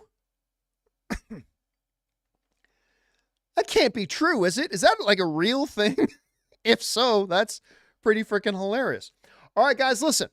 We are going to take one more quick break because my cuppeth runneth dry again. I got to go top it up. I'll give you guys a chance to talk amongst yourself, and we're going to thank another sponsor of today's episode of Open Mic. These guys are great, the wonderful folks over at Factor. We want to take a second to thank a sponsor of today's video, Factor. You know, guys, some days it's great to prepare your own meal, but some days it's great to have wonderful, delicious meals already ready to go. Factor's delicious, ready-to-eat meals makes eating better every day easy. Wherever tomorrow takes you, be ready with pre-prepared, chef-crafted, and dietitian-approved meals delivered right to your door. You'll have over 35 different options a week to choose from, including keto, calorie smart, vegan, veggie, and more. And there's even more to enjoy with over 55 nutrition-packed add-ons that help make your weekly meal planning even more delicious. So what are you waiting for? Get started today and have a feel-good week of meals ready to go. They've got snacks, smoothies, and more. Discover a wide variety of easy options for the entire day, like breakfast, midday bites, and more. And guys, you get to save. We've done the math. Factor is less expensive than takeout, and every meal is dietitian approved to be nutritious and delicious. So guys, head to factormeals.com/Campea50 and use the code Campea50 to get 50% off. That's code Campea50 at factormeals.com/Campea50 to get 50% off. And thank you to our friends at Factor for sponsoring today's episode of Open Mic. All right, guys, with that down, let's close things. This is going to be almost a 3-hour stream. We're like 20 minutes away from this being a 3-hour stream. Anyway, all right. I'm sorry for the length, guys. Like I said, we had a big topic to talk about with the Chris Stuckmann stuff and the Madam Web, and then we had to make up for the super chat questions that we didn't answer on the John Campea Show. I apologize that today's stream has gone so long, but we got a few more to get to. Let's get to it. All right. Next up, we've got Hamid LFC, who writes, Gareth Edwards in talks to direct the next Jurassic World movie, according to the Hollywood Reporter. Thoughts? I'd love it. I mean, listen, they were supposed to have the one dude direct it. They announced that the John Wick guy was going to direct the next Jurassic World. And then literally 2 days after they announced he was directing it, they had to announce, no, he's not directing it anymore. I mean, that's embarrassing. That is embarrassing for Universal. I'd be down for Gareth Edwards to do one. Yeah. Or step up to the plate again. I'd be down for it. Sure. Why not? Let's give it a shot. All right. Next up, Zach writes, so glad you took a Midnight Movie Talk to school. Who's Midnight Movie Talk again? He was so hyper emotional and going after Chris' physical approach. Just can't. I have no idea who or what we're talking about. I have no idea who or what we're talking about, to be honest with you. Yeah. So was that somebody in the live chat? I have no idea who or what we're talking about. Sorry about that. All right, next up. Did you see that Batman Beyond artwork discussing film posted earlier today? Yes. If Warner Brothers can spend $90 million on Super Pets, they can absolutely make this. No, not necessarily. Not necessarily.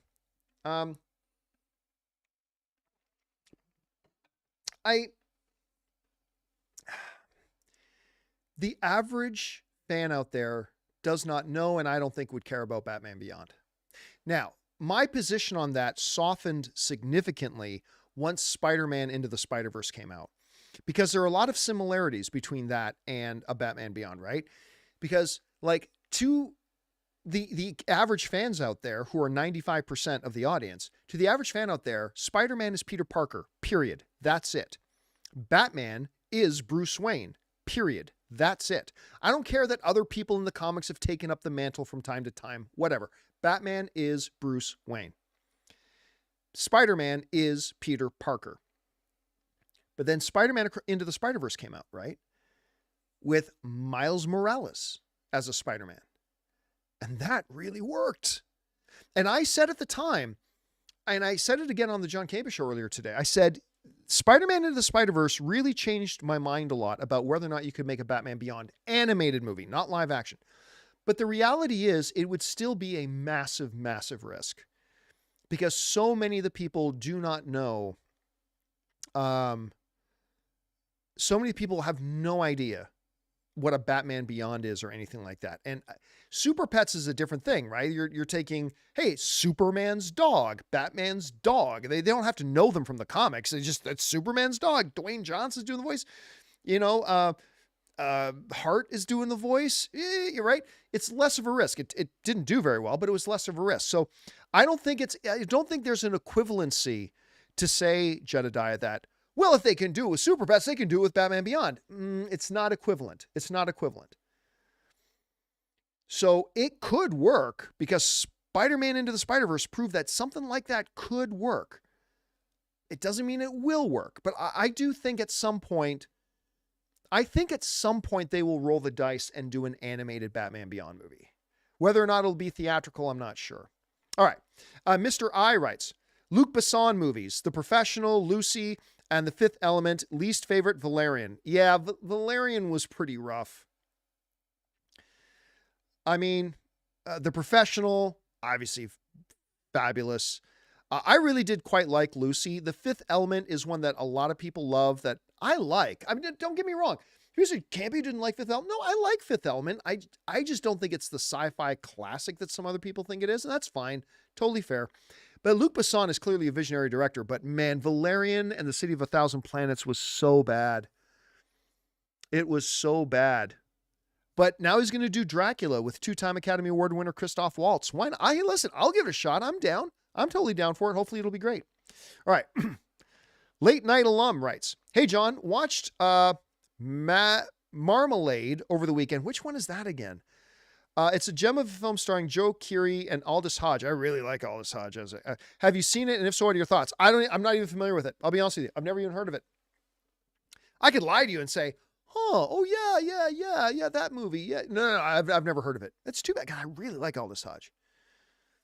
He was so good in Black Adam. Anyway. No, I'm not familiar with it, but thank you for putting it on my radar late night. I'm going to keep my eyes open for it and see if I can come across it. All right. Next up, we got John McKinley, who writes, with X-Men 97 coming out, if it's successful, do you think they'll bring back the 90s Spider-Man? No. I hope so because my favorite, it's my favorite incarnation of the character. I don't think that one's going to be connected to the other. Now that being said, success of one thing breeds envy in other things, right? Like I just said, Spider-Man Into the Spider-Verse, I think, has opened the door for a Batman Beyond. Now, I'm saying no, but the reality is, I mean, who knows? If X-Men 97 is a really, really, really huge hit, maybe it'll get some people thinking, well, what other thing? Listen, Barbie was a big hit. Now Hasbro and Mattel are running around saying, what other toys do we have that we can make into movies that they never would have thought of before until Barbie became the #1 box office hit of the year? So yeah, maybe if X-Men 97 becomes a big hit, like I never liked that Spider-Man show myself, but I know Ray loved it. Ray loved that Spider-Man show. But yeah, if 97's a big hit, maybe it does open the door for that. All right. Bob 93 writes, would it be possible for Sony to go through a regime change like WB did, or is the situation different? And would a regime change even fix any of the problems they have now? Thanks, and bring on the filthy. Well, here's the thing. Sony actually went through a regime change a couple of years ago, and it was a good one. It was good. Remember, by the way, with all the talk, because Madam Web's bad, all this talk about, oh, Sony's failing. Sony just had their quarterly earnings call. They had their most profitable quarter in a long time. There's a lot of other things and I'm always careful to point this out whenever I talk about how bad Madam Web and Morbius is and all that kind of stuff. Sony is doing a lot of really good things in other areas, even in other areas of their filmmaking division. And when they did a regime change a couple of years ago, like the new CEO who came in is like a die-hard lifelong movie fan. And like any thoughts that Sony might spin off their movie division totally went away, because he's like, no, fuck no. Like, I love the movies. We are going to be a movie company. Like, we're going to make a lot of other stuff, but we're also going to be a movie company. But listen, what do you want me to say? They dropped the ball on Morbius and Madam Web, but they killed it with Into the Spider-Verse. They killed it with Across the Spider-Verse. Whether you like the Venom movies like I do or don't like the Venom movies, which is perfectly fine, you can't ignore the fact that the two Venom movies have made collectively over $1.3 billion at the box office. 1.3 billion with a B, $billion at the box office. That's almost equal to how much the two Deadpool movies combined have made. The two Deadpool movies combined have made like 1.4, 1.5. Venom movies have made over 1.3. So, yes, there's Morbius. Yes, there's Madam Web. But, my dear friends, we cannot then ignore the fact that they have had the Ghostbusters that they put out a couple years ago. Fantastic movie. Absolutely fantastic. They've got a number of really, really big wins. A number of really, really big wins. So they're doing well in a lot of different areas. And right now they're really struggling with their Spider-Verse stuff. And hopefully they can turn it around. Hopefully they can. But I don't think a regime change is coming anytime. They did do a regime change, and I think it was a good regime change. But hey, they're still going to have bad days at the office. Madam Web, Morbius. Hopefully they learn lessons and start to turn things around and improve it. Hopefully. Fingers crossed. All right. Chelsea writes, Godzilla X Kong has the best trailer for 2024 so far. I'm glad you feel that way. I don't. I think it's a very good trailer. I think it is a good trailer. I like it. But man, there have been some pretty damn awesome trailers. There have been some trailers to movies that I had zero interest in. And then the trailer hit and I'm like, I'm on board. I am on board. Kingdom of the Planet of the Apes, for example, is one that I was looking forward to, but I would have been lying if I said I was super excited for it. Oh man, then those trailers came out, especially the Super Bowl one, and I'm like drooling. I cannot wait to see this movie now. I don't know that the Godzilla vs. Kong trailer, a movie that I have been looking forward to seeing, Godzilla X Kong trailer moved the needle for me terribly much. It did a bit. I'm not gonna lie, it did. But there have been other movies other trailers that have moved the needle for me a little bit more, but I'm glad you liked it that much. All right. John Redcorn writes, is Madam Web worse than Doolittle? Ooh, now we're into a good comparison. I would say,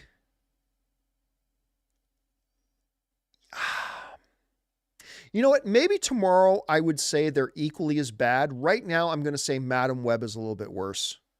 I mean, Doolittle was really, really bad. I mean, don't forget how bad that movie. That was a truly horrendously bad movie. And maybe really the answer is they're equally as bad, but I'm going to say right now, and maybe it's just recency bias speaking, but I'm going to say right now that Madam Web's a little bit worse than Doolittle. All right. Jedediah writes, should Amy Pascal bring on Lord and Miller as producers for the live-action Miles Morales movie after Spider-Verse? Kevin Feige is her first choice.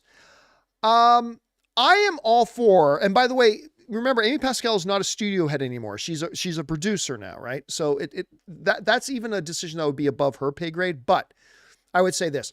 I am all for the idea of, when you consider how good of a job Lord and Miller have done with the animated Spider-Verse, I would say that's enough anecdotal evidence to say, let's give them a shot shepherding, not being like Kevin Feige of the Spider-Verse, but let's give them a shot kind of giving them some oversight, a little bit of oversight of the live action Spider-Verse. I think it's somebody they should take a shot with, whether it's live action Miles Morales or whether it's the other films they're doing.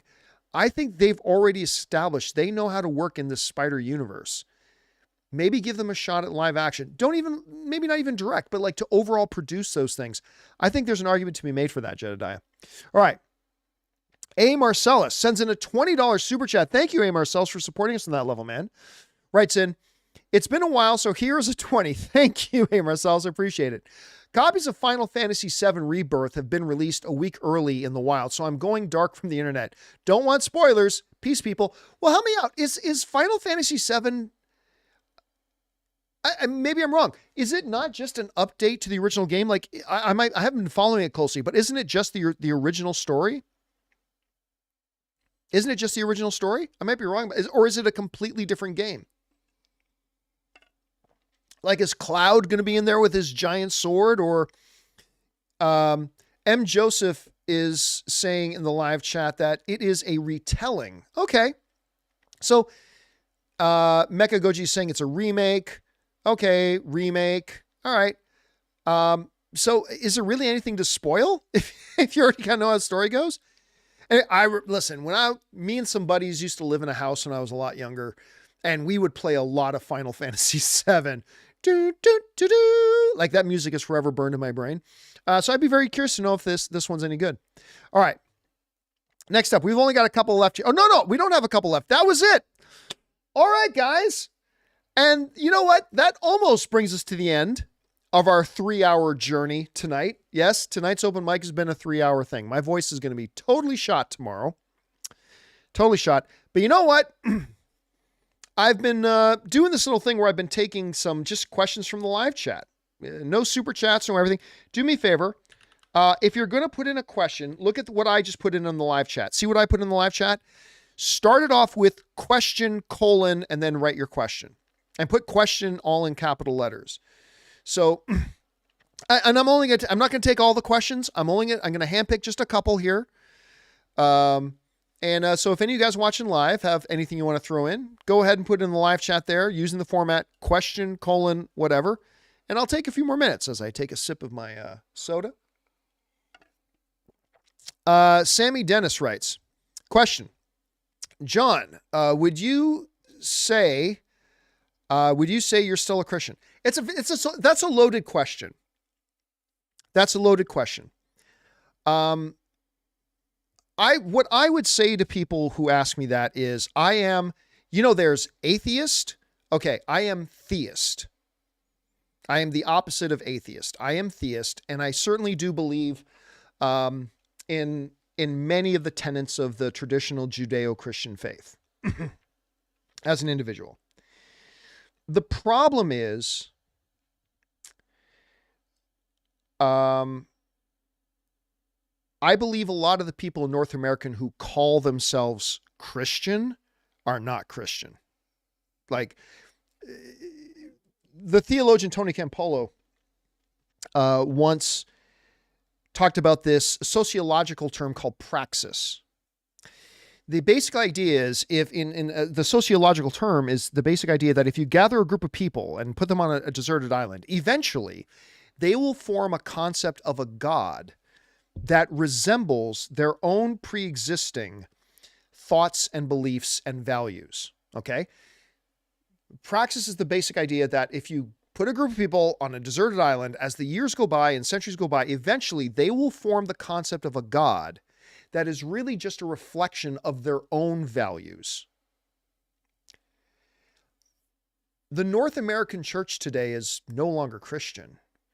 They worship their own God. They worship a God that is American and justifies their prejudices and their hatreds and stuff like that. And it's just not Christian. Like, like, again, I don't mean to get political or anything here, but it just as an example to this, right?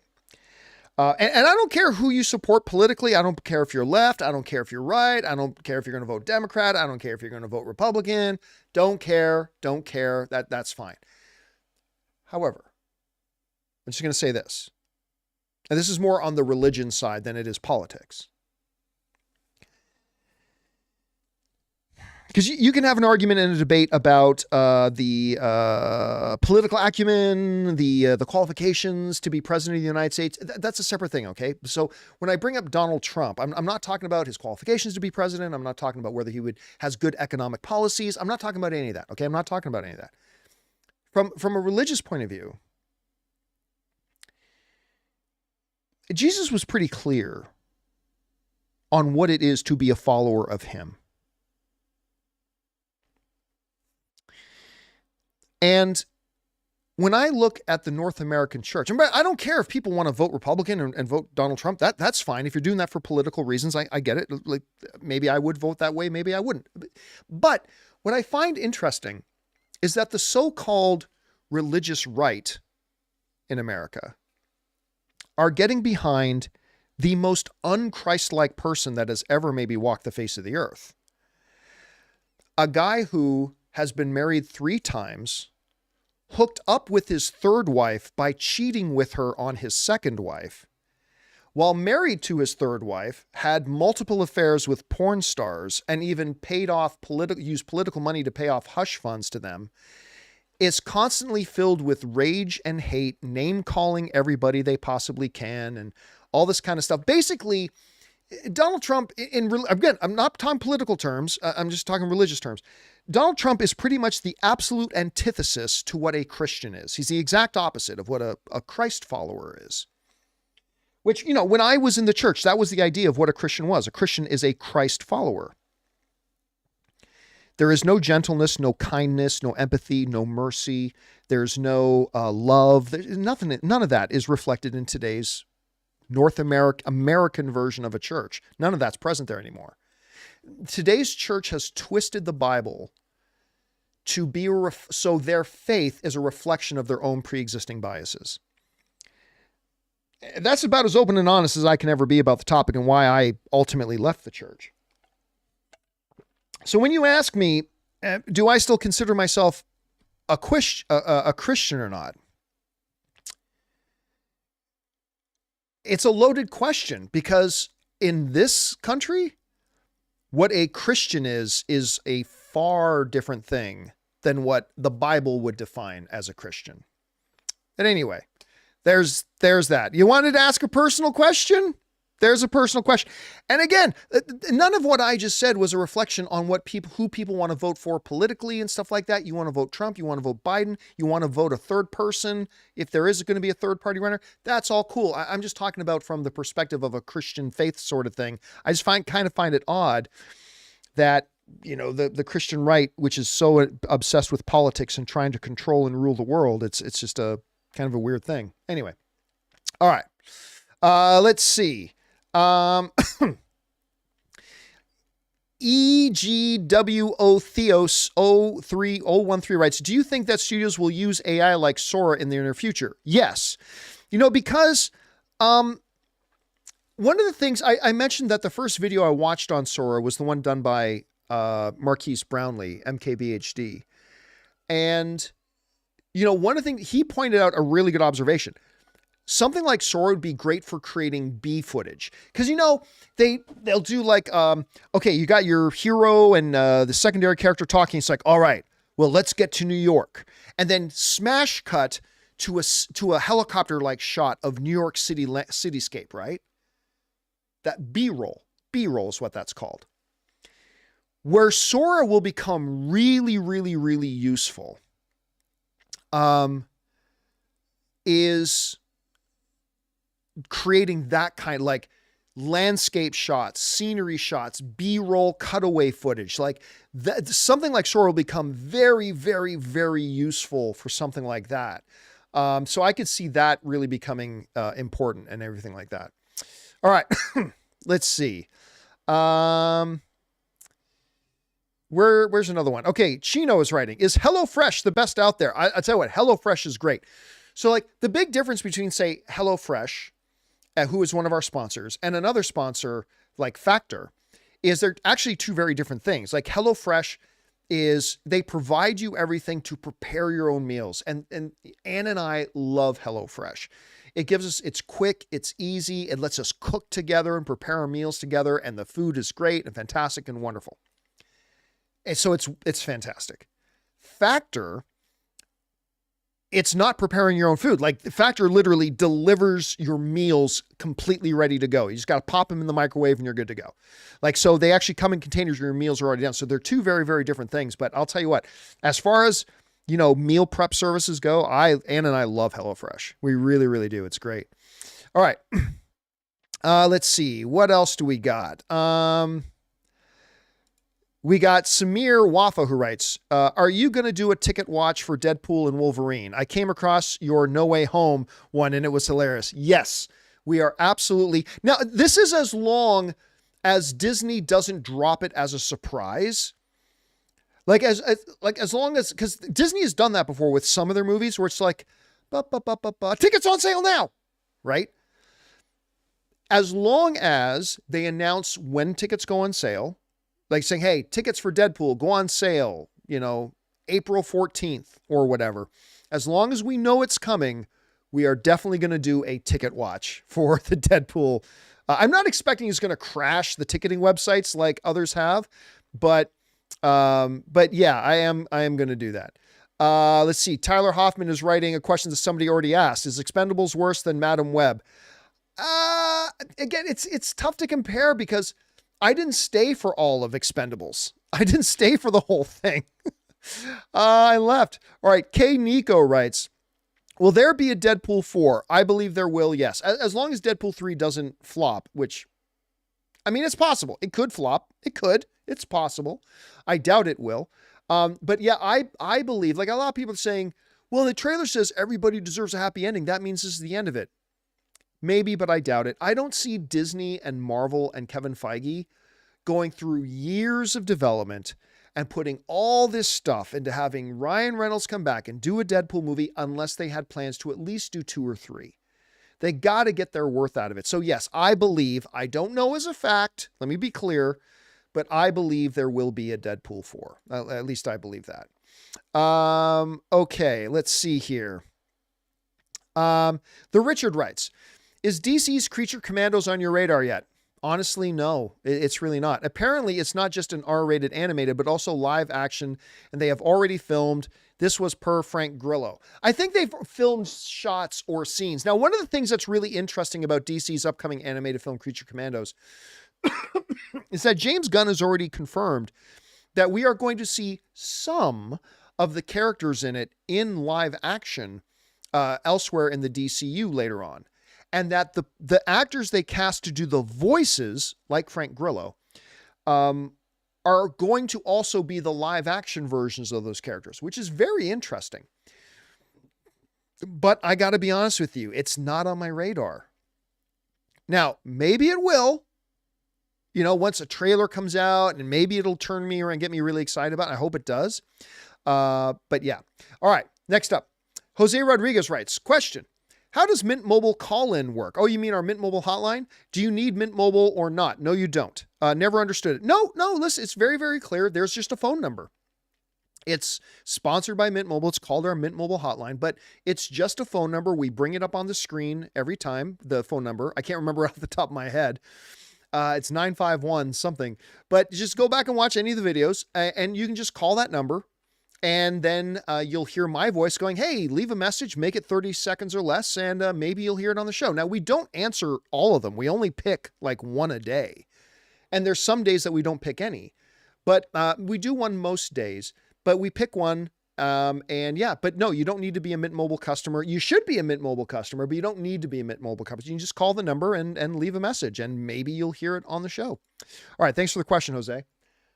All right, I'm going to take one more because then I got to get home. It's like we've been going for 3 hours here. Well, maybe one or two more. Okay. MSK writes, not a real question, but if you ever go on a tour, on a live tour in Atlanta, I'll be there. You know what? I did do Atlanta. Back when I was at AMC, we actually did a live show at one of the AMC theaters in Atlanta. I brought the AMC Movie News crew, or at least a couple of members of the AMC Movie News crew, and we actually did a live show there one time, and we had a blast. We had an absolute blast doing that show. And thank you to everybody who was in Atlanta and came and joined us for that as well. All right. Last one. Let me see if I can find one.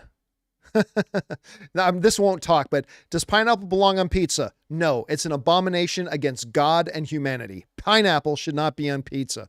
All right.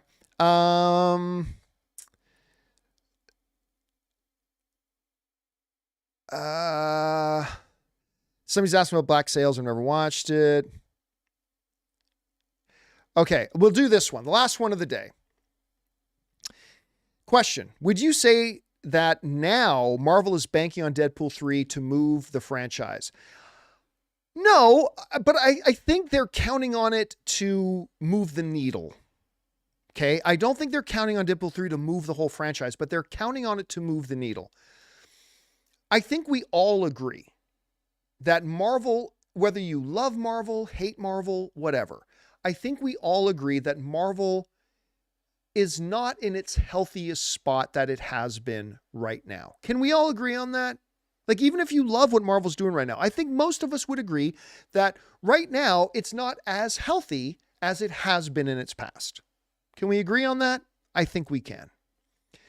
And we may agree or disagree about how unhealthy it is right now, but it needs a win. It needs a big, significant win. Actually, it needs a chain of wins, but they're really banking on Deadpool 3 kind of reestablishing and reminding the audience how great a Marvel film can be, how fun a Marvel film can be, that going to a Marvel film is a great in-theater experience. They really want Deadpool 3 to do that and move the needle a bit.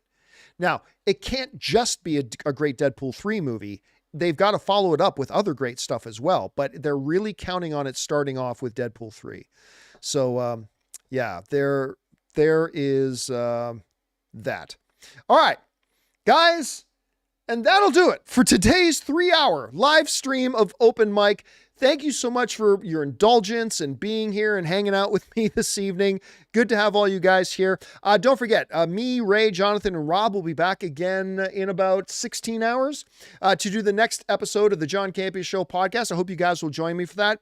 So thank you to everyone. Big thanks to all you guys who sent in those questions. Number one, because you gave us amazing things to talk about. But number two, you supported my channel as you did it. And everybody who's involved with the John Campea channel, thanks you guys so much for your support.